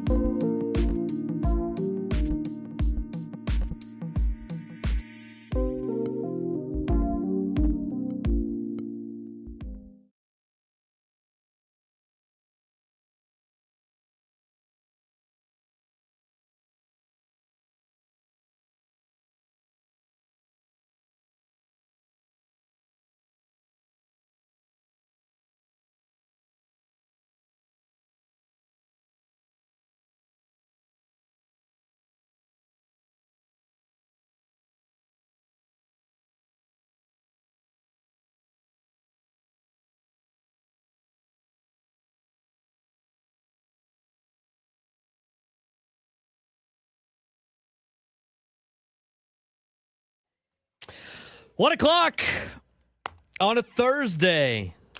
It's been a fun Thursday. I can't believe it's already 1 o'clock. I have said that every day this week. Have I not?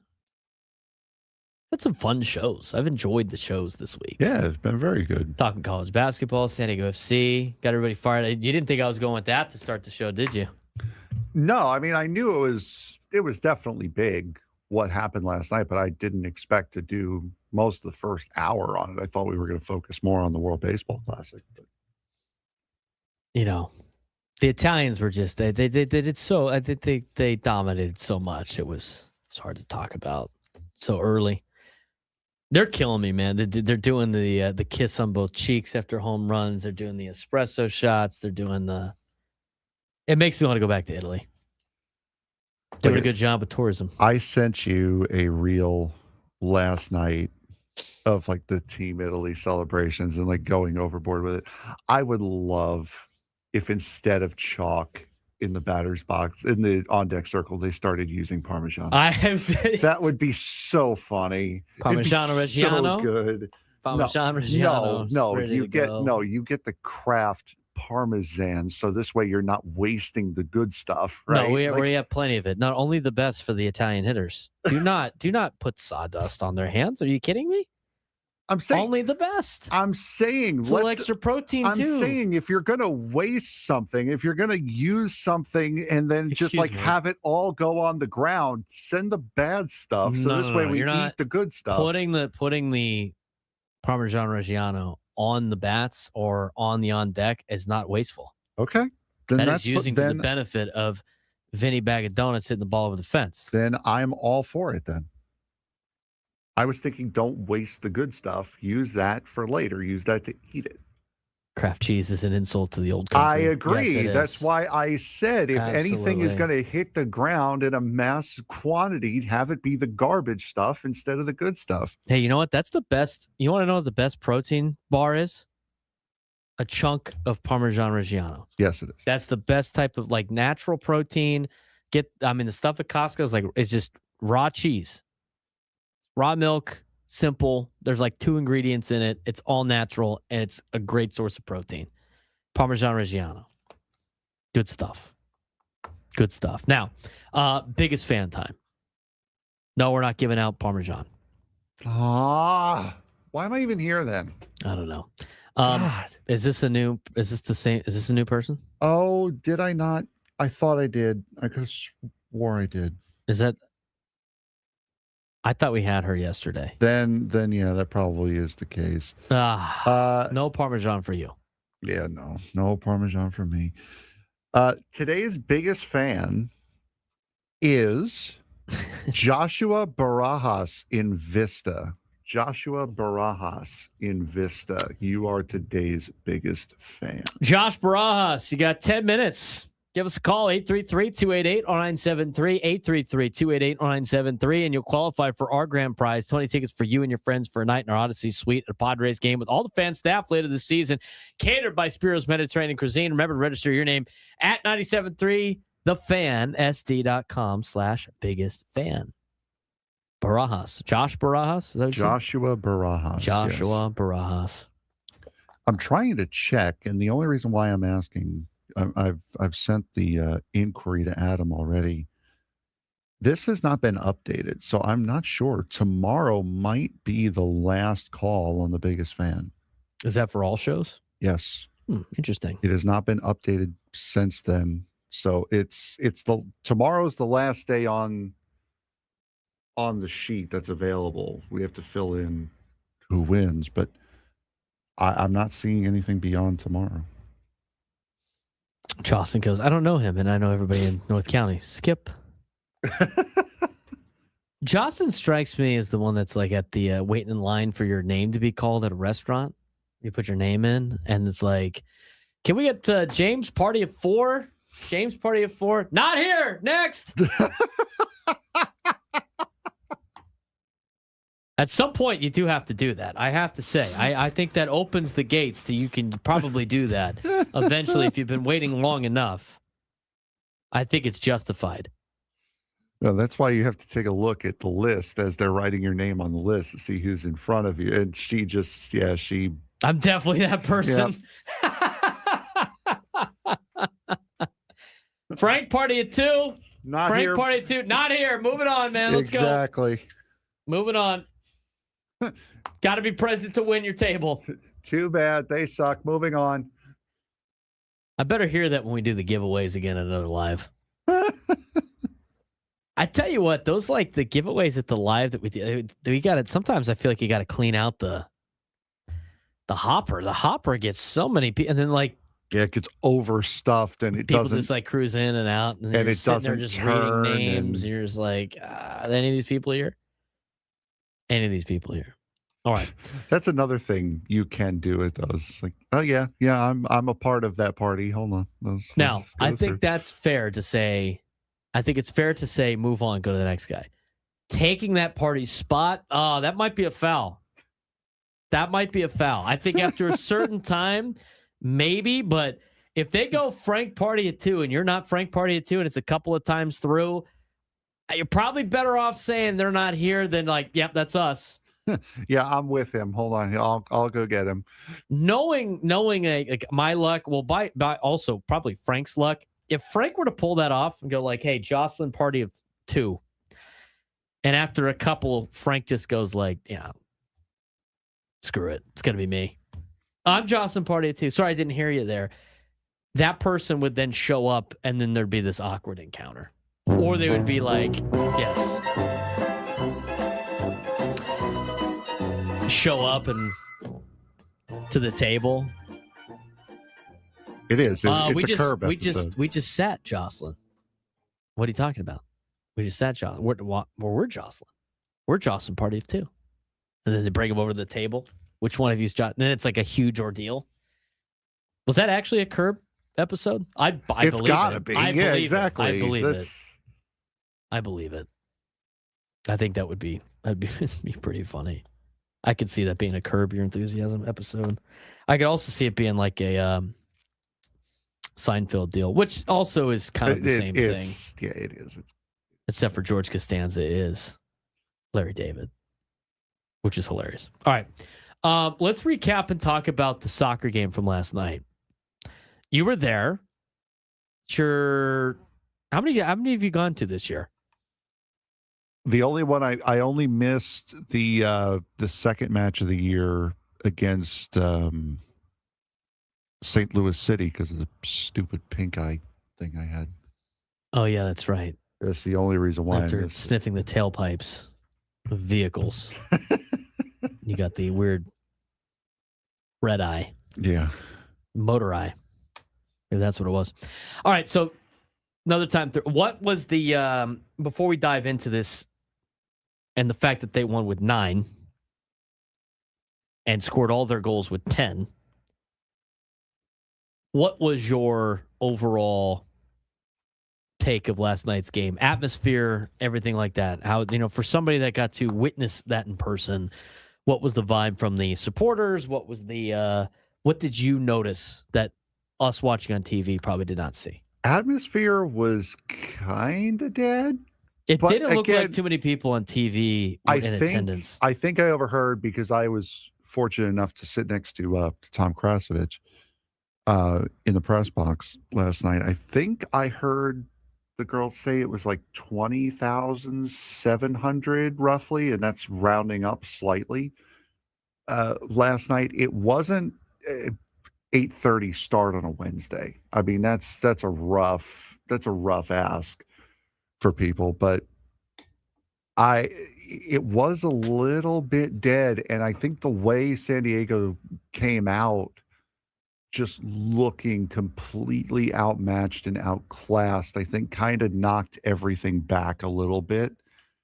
And then the penalty, it's tough. It's a tough opponent. It felt like the air was kind of sucked out of the building already from the very beginning. Then the goal from Vargas before the half, the officials getting everyone riled up. It didn't really kick back in and feel like a normal San Diego FC game until Vasquez scored to open up the second half, and then Dreyer right after it. that's when things really started to get crazy again and start to feel normal. But yeah, I mean, it was very odd to see San Diego FC getting outclassed the way they were. And you can also tell from that game that I didn't really see against Pumas, that you could tell there's a difference in physicality between Liga MX and MLS. A lot more bumping, a lot more moving around, a lot more sliding tackles, a lot more shoving, a lot more physicality from the Toluca side that it looked like San Diego FC almost wasn't really ready for last night. And then it was better with 10 guys. Yeah. It was better with 10 guys. I mean, like, I've never seen, and I haven't watched nearly as much soccer as you have, but like when you go down an entire man down, it doesn't really end well for most teams. As opposed to going a half a man down. Yeah. A full man down and then 2 full men down. It never works out usually for soccer teams. And they actually scored all 3 goals with 10 players instead of 11. Yes. The only game that I can kind of halfway remember where being a man down and actually going 2 men down almost seemed beneficial was a game between Inter and Milan in 2010. Inter won it 4-2. They were down to 9. They played most of the second half down by 9. But I was surprised once they went down 10 men. I was surprised to see that they actually went more on the attack after that, and they just let Pellegrino and Dreyer run free down the attacking end, and Vasquez was really the go-between from that midfield level up to the strikers, up to the forwards. And Vasquez, he was getting bullied all game long, and you could see the closer it got to halftime, the more and more you could start to see him becoming visibly frustrated, not just with the players that were fouling him, but with the official. Like, really, come on, this is getting out of hand now. I need a little bit of protection here.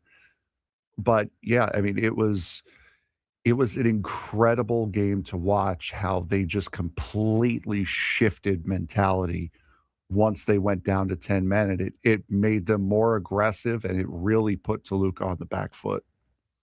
Everything changed, right? With the red card. I mean, the game turned chaotic almost immediately. I mean, they had to do that. It wasn't like they got the red card in the second half. They had to play with 10 guys in the second half.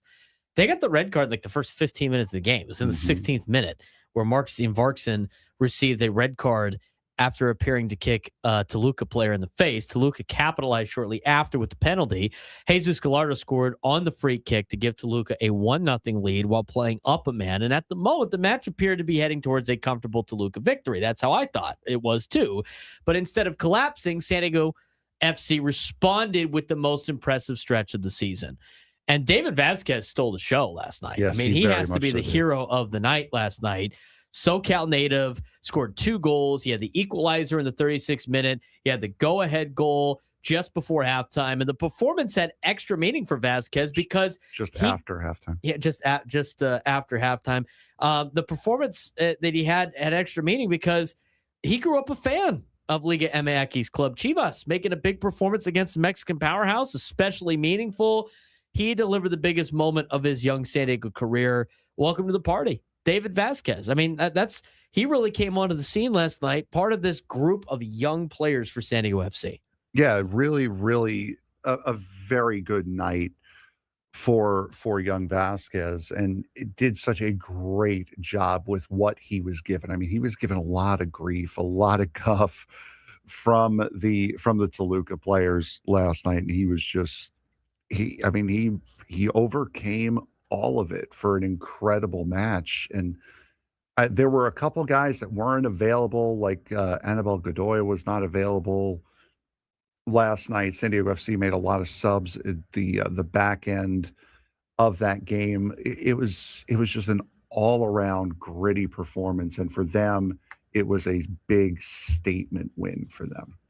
Dreyer's Golazo provides the winner, and after halftime, San Diego turned to its biggest star. Andres Dreyer scored a spectacular goal in the 53rd minute that gave San Diego a 3-1 lead. Dreyer was already one of the faces of the franchise after winning the MLS Newcomer of the Year, being MLS best 11. His goal ultimately proved to be the difference, but Dreyer continues to show why he's one of the most dangerous attacking players in Major League Soccer. I sent it to you, and then I sent it on Twitter.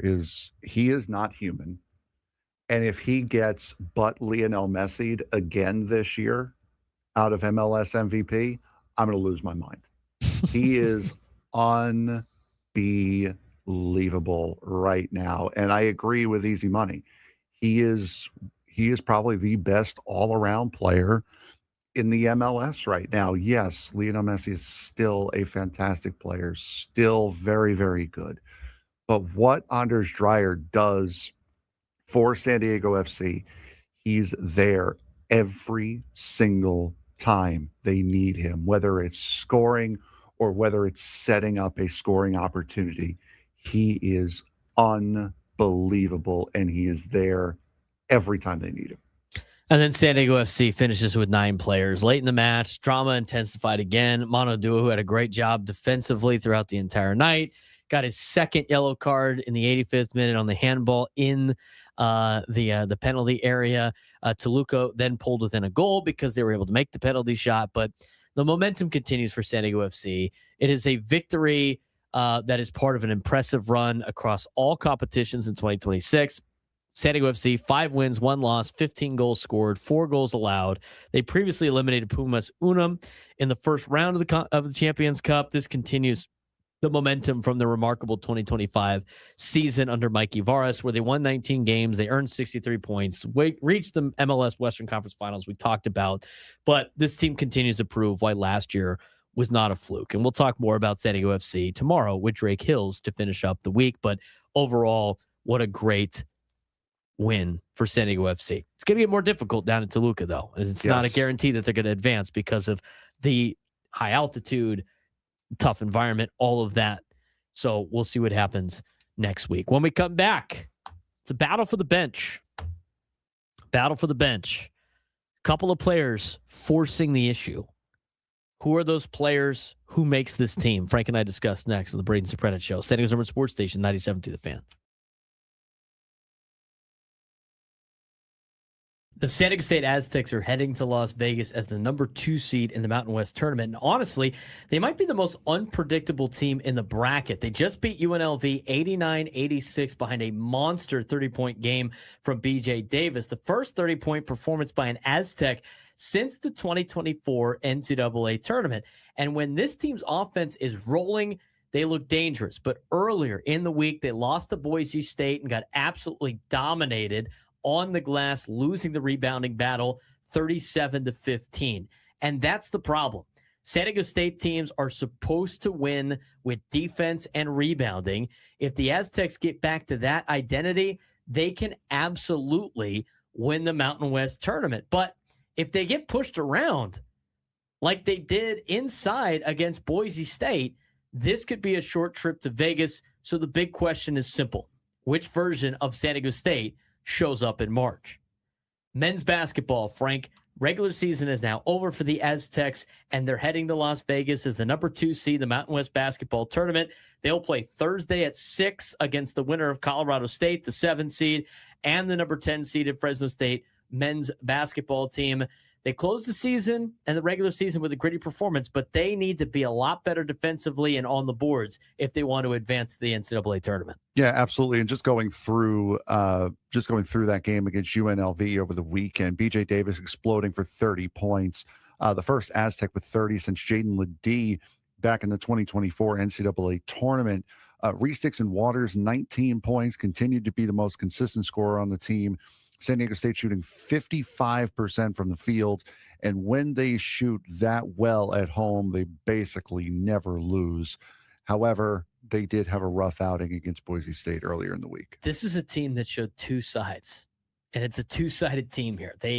Earlier in the week, they lost to Boise State 86-77, and the issues were clear. Out-rebounded 37-15, which is utterly atrocious for this Aztecs team.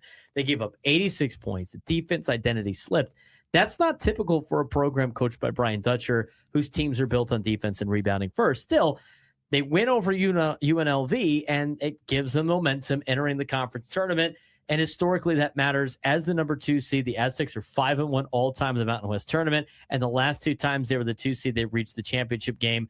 They need to do more than that, though. They need to win it if they want to be playing in the NCAA tournament.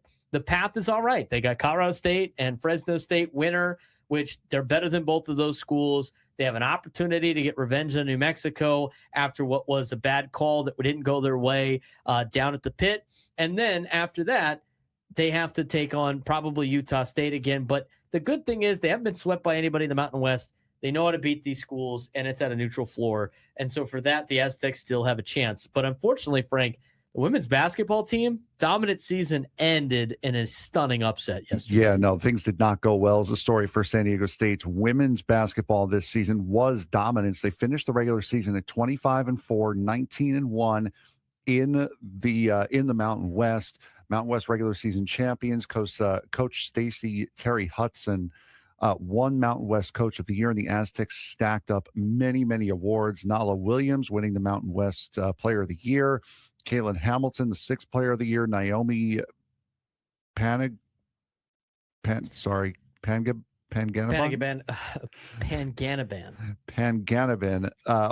going all Mountain West. They shot the ball extremely well, defended at elite levels, and won 21 of their 22 final regular season games. But unfortunately, Air Force, number 9 seeded Air Force, proved to be just a little too much for them. Yeah, they beat San Diego State 83-76 in the quarterfinals. It was the conference first number 1 seed quarterfinal loss since 2015. Panganaban scored 29 points, but Air Force dominated the glass in the second half, hit 27 free throws, flipped the game late. Now San Diego State waits to see if the net ranking around 67 is strong enough to get into a postseason invite. But based on the latest bracketology, I don't think it's going to be the case. Which sets up for these one-and-done conferences. Tournaments like that end up costing them a lot of money because San Diego State women's basketball probably has the best chance of potentially advancing an NCAA tournament, and now they have no shot. And it negates everything that they accomplished in the regular season, which to me is more important than winning a couple of games in a weekend in Las Vegas. So it's a double-edged sword when it comes to these conference tournaments. Let's talk about baseball. Competitive, but still inconsistent. The Aztecs sit at 9-6 this year on the season in baseball after a 12-9 loss to St. Mary's.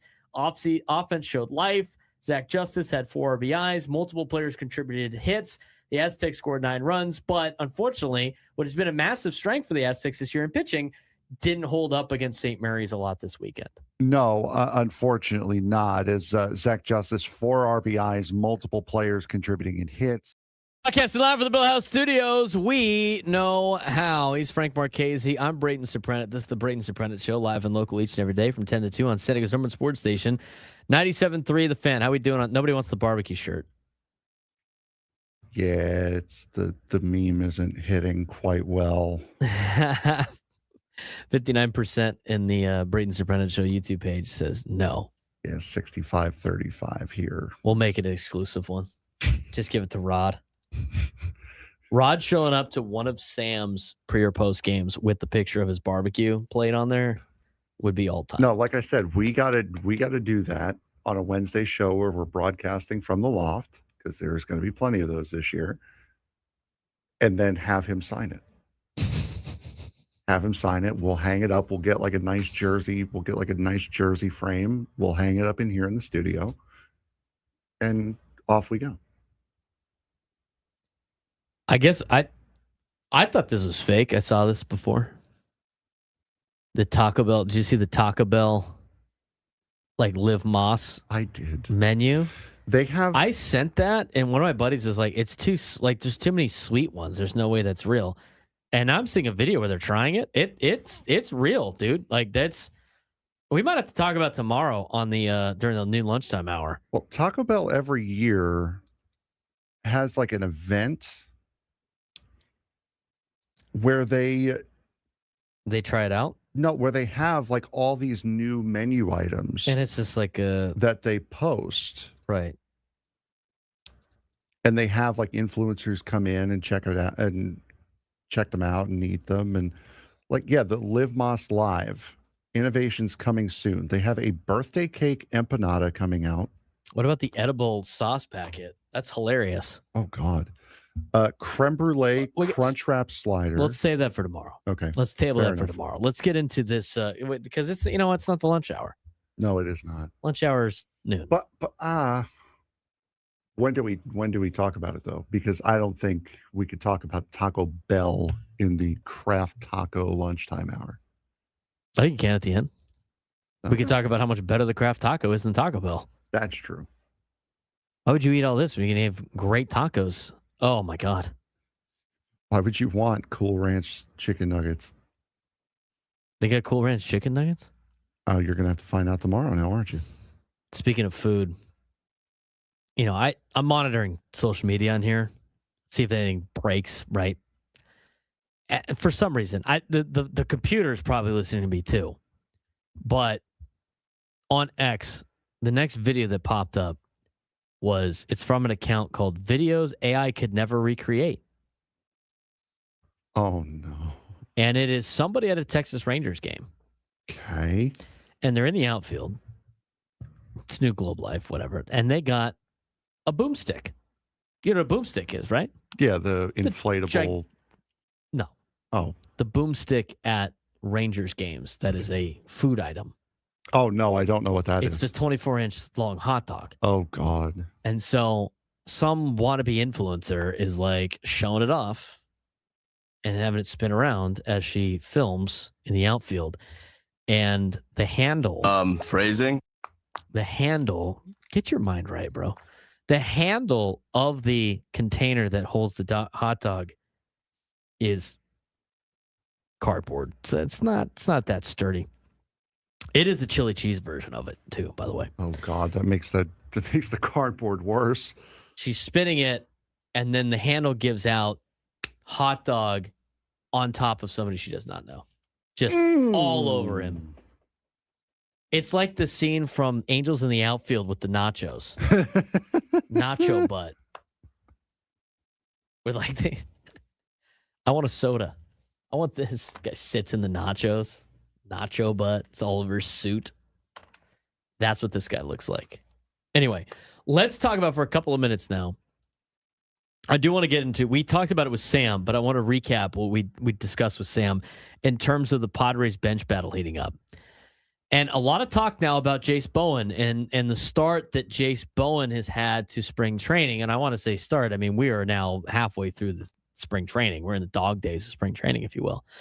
Jace Bowen's had a really good spring, and he has really forced the issue. And he could potentially add a power bat to the bench competition. I mean, he had a 433-foot grand slam in spring. He's got that elite athleticism. He's got speed, defensive ability, occasional power. The challenge is still developing as a complete baseball player. But as, Sam Levitt mentioned on our show, I mean, this is a guy that was recruited to play football at Michigan State. I mean, this guy is an athlete, and he's really forcing the question of who is making this team. You have the Bryce Johnson effect. He's still the favorite because of what he has done in actual baseball games. 2025, he hit 342. He had a 383 on base. He had a 434 slug. He's got elite speed, defensive range, bunting ability, hits from both sides of the plate, and has been a proven MLB contributor where some of these other guys have not. You throw in the fact that Sun Moon Song injury could change the roster math a little bit. Oblique strain aggravated, has not swung a bat since Sunday, and possible outcomes could be opening day roster, could be the injured list, could be the minor leagues. You don't really know. And that still needs to be play out over the next 2 weeks. But the Sun Moon Song conversation can open up another bench spot. And now you have this extra infield competition. If Song misses time, now you have the Ty France situation with him being a veteran hitter, a corner infielder. You got Jose Miranda, who has proven to be an MLB bat. Both of those guys have continued to do almost the exact same thing, and they are kind of the exact same player in terms of what intangibles they bring to this roster. And then, of course, you got Mason McCoy, who is the defensive versatility player for the Padres, who is on the 40-man roster, has that speed, but might lack in the hitting conversation, in which Craig Stammen has said multiple times, if you hit, we find a place for you. But even then is a little tongue-in-cheek. So with all of this coming around, the reality of the bench role for the Padres is you're going to have a backup catcher on the roster. It's going to be Luis Camposano, most likely. You're going to have the backup first base/DH spot. You're going to have a utility infielder and probably the fourth outfielder. Bench spots rarely last the whole season. I mean, you could look at the situation from last year. Only one bench player lasted the entire season in 2025, a season ago for the Padres, and the same pattern in 2024 and 2023. This is a very interesting conversation. The competition that they wanted is starting to build even more. And right now, how I see it, Frank, Luis Camposano, I think you got the backup first base/DH spot. Let's just put Miguel Andujar there right now with Gavin Sheets playing first base and Nick Castellanos DHing. That is another spot on the bench that's going to get taken up. Utility infielder, which I would imagine would be Sungmoon Song, but if he's hurt, is it Jose Miranda? Is it Ty France? And then the fourth outfielder, which I don't think is going to be Jace Bowen. I think he brings a different level to this team potentially, but I still think it's Bryce Johnson, unless something crazy happens, but we'll see how this plays out. As of right now, I'm looking at Luis Camposano, Gavin Sheets, or Luis Camposano, Miguel Andujar, Bryce Johnson, and if Ty France and Jose Miranda, I think they're neck and neck for if Sungmoon Song starts on the injured list. I think they are as well. I would say there's going to have to be something in the analytics, whether it be barrel percentage, whether it be just average exit velocity, something like that, that might give one of the two over the edge. It's going to be something that we're not readily seeing that gives one the edge over the other. It's certainly a close battle. I would think Ty France will probably win out that battle, but it's been very, very close, very, very competitive, very, very fun to watch as well. And as far as Jace Bowen goes, wouldn't be surprised to see him at all up in the major leagues at some point, possibly this year. I think so too, because I think, with the bench and with the ever-changing pieces of the bench throughout the year, you're going to need some more depth. It's guys like Alex Verdugo, if he can do things well in AAA El Paso. It's guys like Jace Bowen. These are some of the guys going to fill out the roster. The big question, though, is with that conversation that we've had, three of the guys that we just mentioned, Bryce Johnson, Jose Miranda, Ty France, none of those guys are going to make it in the minor leagues. Those guys are all going to be on a big league roster, whether it's here in San Diego or somewhere else. Those are not going to be guys that you could stockpile in the minor leagues, which makes it a very interesting and difficult decision for the San Diego Padres. When we come back, the NFL free agency has been in full force. We'll keep you updated on everything you need to know. Who are the winners? Who are the losers to help finish up the show? Gwen and Chris coming up after that. Braden Surprenant Show, San Diego's #1 sports station, 97.3 The Fan. If you want the one storyline that defines college basketball right now heading into March Madness, it's the freshman.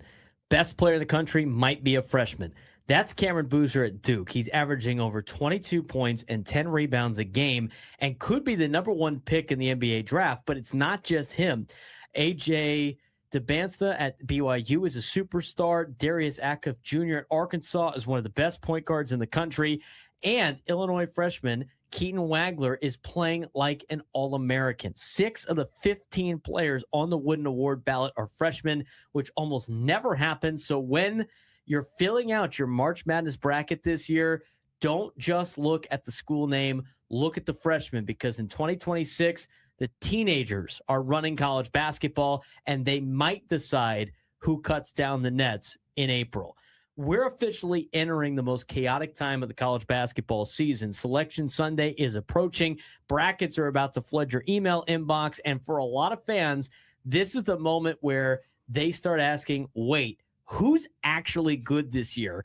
The reality is, in the 2026 season, it has given us a pretty clear storyline so far a dominant top tier, an incredible freshman class, and a handful of surprise teams crashing the party. Yeah, right now there's a clear elite class in college basketball. Leading that group are a blue blood, the Duke Blue Devils, the number one team in the country. They're led by freshman superstar Cameron Boozer, the favorite for National Player of the Year, and one of the best freshmen the sport has seen in years. Duke already owns huge wins over Florida and Michigan, two other projected number one seeds. Michigan has been dominant as well this year. Their only losses this season came to Duke and a hot shooting Wisconsin Badgers team. Then there's the Arizona Wildcats, one of the most balanced teams in the country, ranking top 8 nationally in both offense and defense. But don't sleep on the Florida Gators. The defending champs are red hot with a 10-game winning streak behind them and look like a legitimate repeat contender. Well, let's go back to the freshmen. They're running college basketball right now. This might be the best freshman class we have seen maybe ever. And it starts with Bouger at Duke. There's a ton of elite young talent. We talked about it. AJ DeBansta at BYU, Darius Acuff Jr. at Arkansas, Keaton Wagler at Illinois. 6 of the 15 players in the Wooden Award ballot this season are freshmen, which is basically unheard of.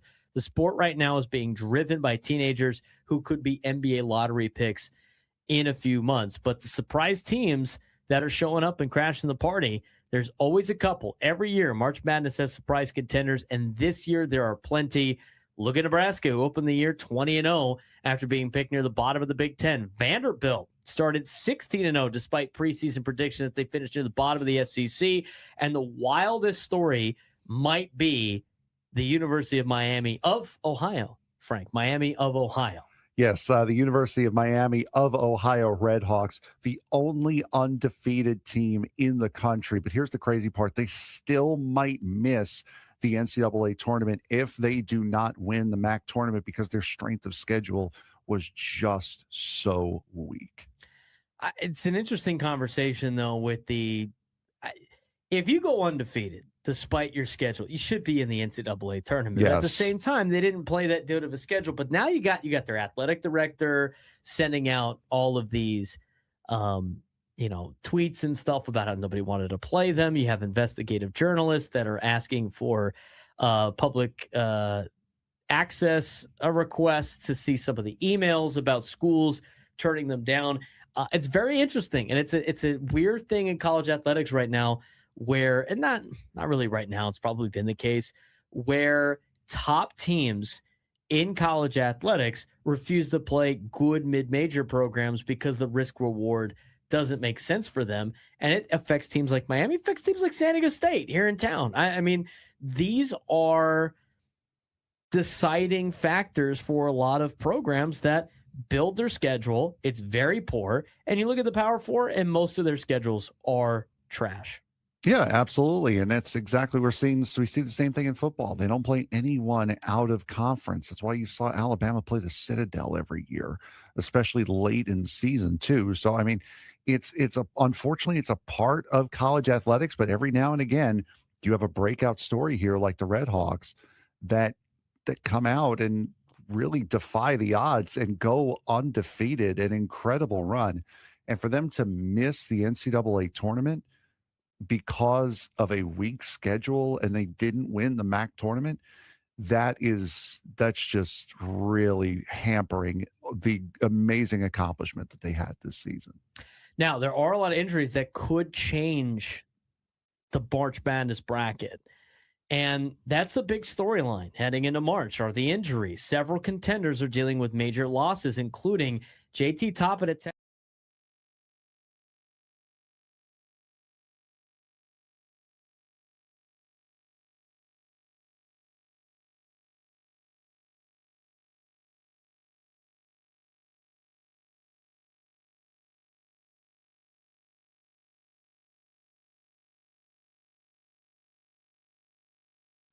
Speaking of videos that we saw that I needed to see, headphones all jacked up.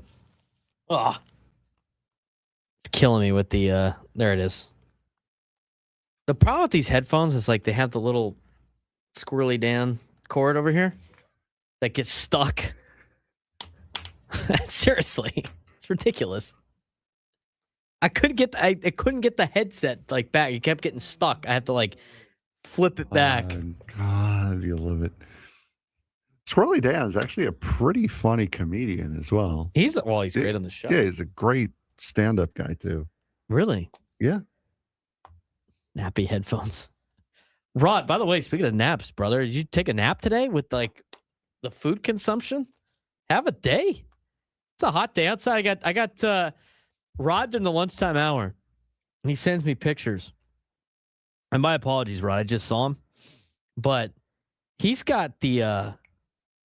He went and got the tacos today, and then he hit up an 18 from Mona Lisa's. Took a picture of that with a tall boy. How about this tall boy cherry Coke? That's the play. That's a good play right there. Not bad at all. Number sir. 18 at Mona Lisa's with a tall boy cherry Coke. Rod, have yourself a day. Have yourself a day. After having the tacos pre-sub, sends a picture of him hanging outside the taco spot. Guys repping the Aztecs today for the big game tonight. Expand, brother. Expand. You're going to get Sam all fired up out there in Vegas, watching us from Vegas right now from his penthouse he's got. Not to brag. Jeez. Hey, you know what? The guy's locked in for Aztecs basketball. You're not locked in? Where's your penthouse? Let's go, brother. Let's go. We got to get going. We got Aztec Colorado State tonight. Brother, I can't get a pen right now, let alone a penthouse. You got Sam's number. Text him. If you don't, I'll send it to you. He's got an open spot. Slap the floor. That's right, Nate. Got a guard. Slap the floor. Get into a stance. Slap the floor. Get into a stance. Aztecs basketball tonight. Back to what I was talking about before. The video I didn't know existed, didn't know I needed part of my life. Sabrina Carpenter espresso edit of Team Italy home run Selly boys. You kidding me? Are you kidding me, Frank? That is the video I did not know I needed to see. Speaking of which, I just got, I don't know if my uncle's listening or if someone has informed him that we were watching the game, but I just got the pirate flag from my uncle. Seton Hall has taken down Creighton in the quarterfinals. Weren't they expected to do that? Yeah, they might have been. As a 4 seed over the 5? That's San not necessarily... San Jose State was not expected to beat Boise State, but that's why we play the games. Hey, man, you got the invite by Sushi Sam. Let's go, dog. First class, Frank. Let's ride. Hey, let's get you on a PJ over there in Palomar. We know a pilot, right? What's Skylar? Just give Skylar a call. Just probably rally up the plane. Let's go. Let's get to Vegas. Let's go. Let's get to Vegas. I don't think she's here today. No, she's not. Probably not. But Sabrina Carpenter espresso edit of Team Italy. Home run Sally boys. Love it.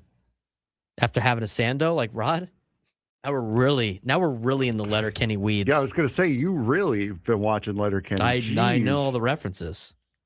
We definitely need to figure it out, Drop. To be fair. To be fair. To be fair. To be fair. To be fair. To be fair. Oh, no. Poor Josh.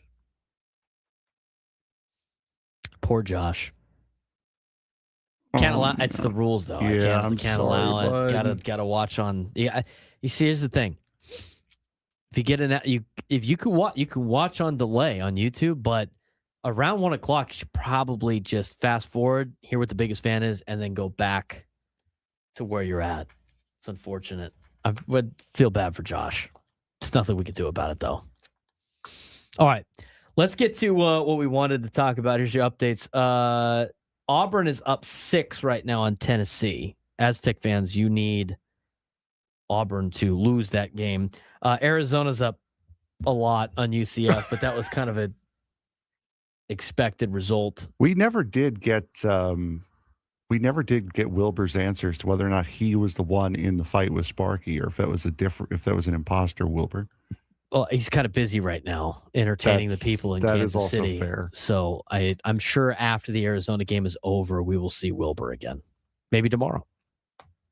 Unless, of course, they're playing again tomorrow, which is highly possible. NFL stuff. I do want to dive into a little bit of this NFL deal because it's been kind of a wild week for the NFL and the free agency.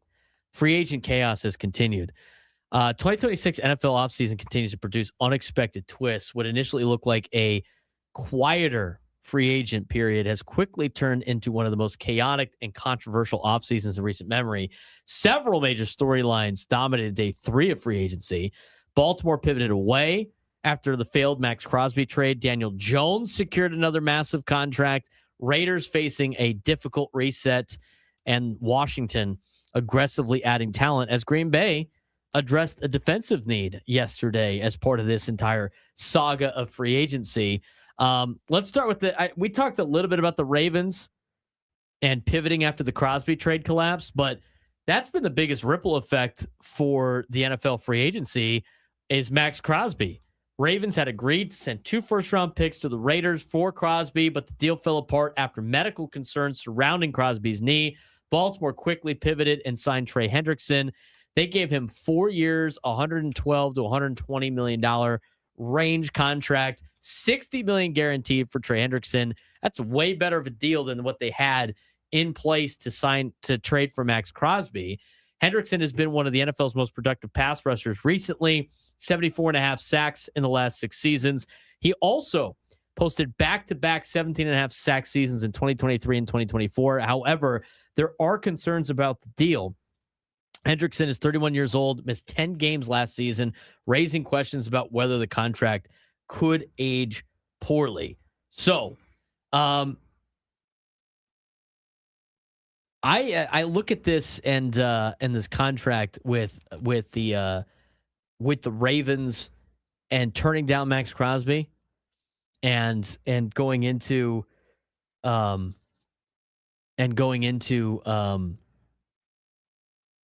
the Trey Hendrickson deal.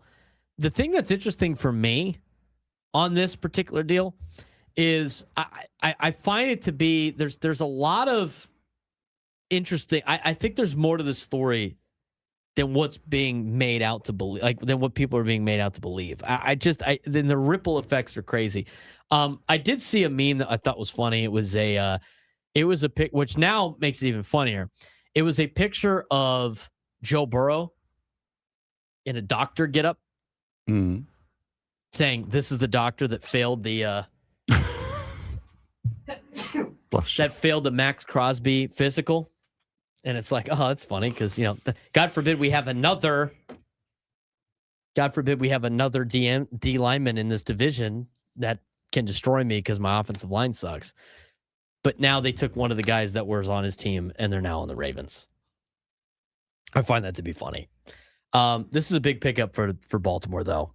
I really think it is. The Ravens are continuing to face major scrutiny.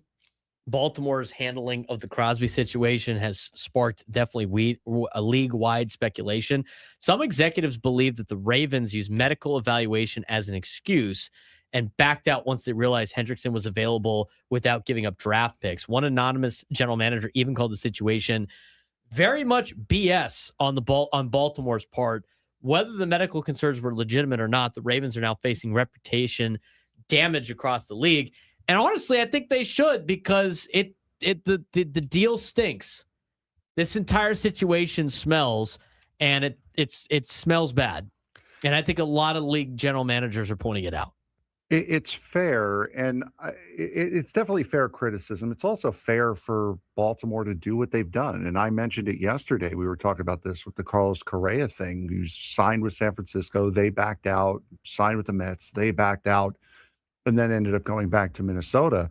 So, I mean, it's not like it's an unheard of thing, but with how vast of an overpay that everybody said that deal was, for them to back out of it and then to immediately sign Hendrickson, I think that's more the poor optics of it than anything else, is how immediate the signing was. It felt like a couple of hours at least between them backing out of the deal with Crosby and then signing another top player at the exact same position.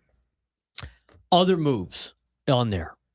I don't know about facing major scrutiny, but I find it What is your opinion on this? You are the lone Giants fan. Daniel Jones cashes in again. Most surprising winners of free agency. Daniel Jones, he signed a 2-year, $88 million deal with the Colts. Contract could reach $100 million with incentives. 2025 stats for Jones. He was off to a good start. 68% completion percentage, 3,100 yards, 19 touchdowns, 8 picks, 8-5 record as a starter.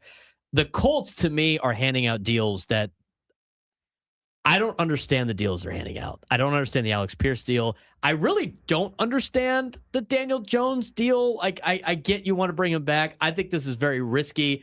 I think Daniel Jones is a winner. I don't think the Colts are winners in any of these free agent moves that they have made. I think they're overspending for players on their team. It's interesting. I never saw a fan base get so sarcastically behind a guy as the Giants fan base did with Daniel Jones. But I don't know. I mean, you do have to reward Jones for what he did last year, because that was a good team at the start of the year. Now, some person sitting to my right here would say that they played no one really at the start of the year, and they were beating up on a bunch of nobodies. But Daniel Jones looked very, very good in those games. Then he starts to rack up the injuries, makes it look worse. So, I mean, they're not paying him for no reason. They're not paying him for no production. He produced last year. Again, for the Colts, it has been a little bit confusing what they've been doing. I just think they're overpaying for guys that are good players. Yes. They're good players, but they're paying them like great players that I don't think they're going to get. It's all about value. The NFL is all about value. When you sign players as general managers, it's all about value. I don't understand the value for the amount of money they got to give Daniel Jones. I would rather but I get it. Here's the problem that the Colts are in.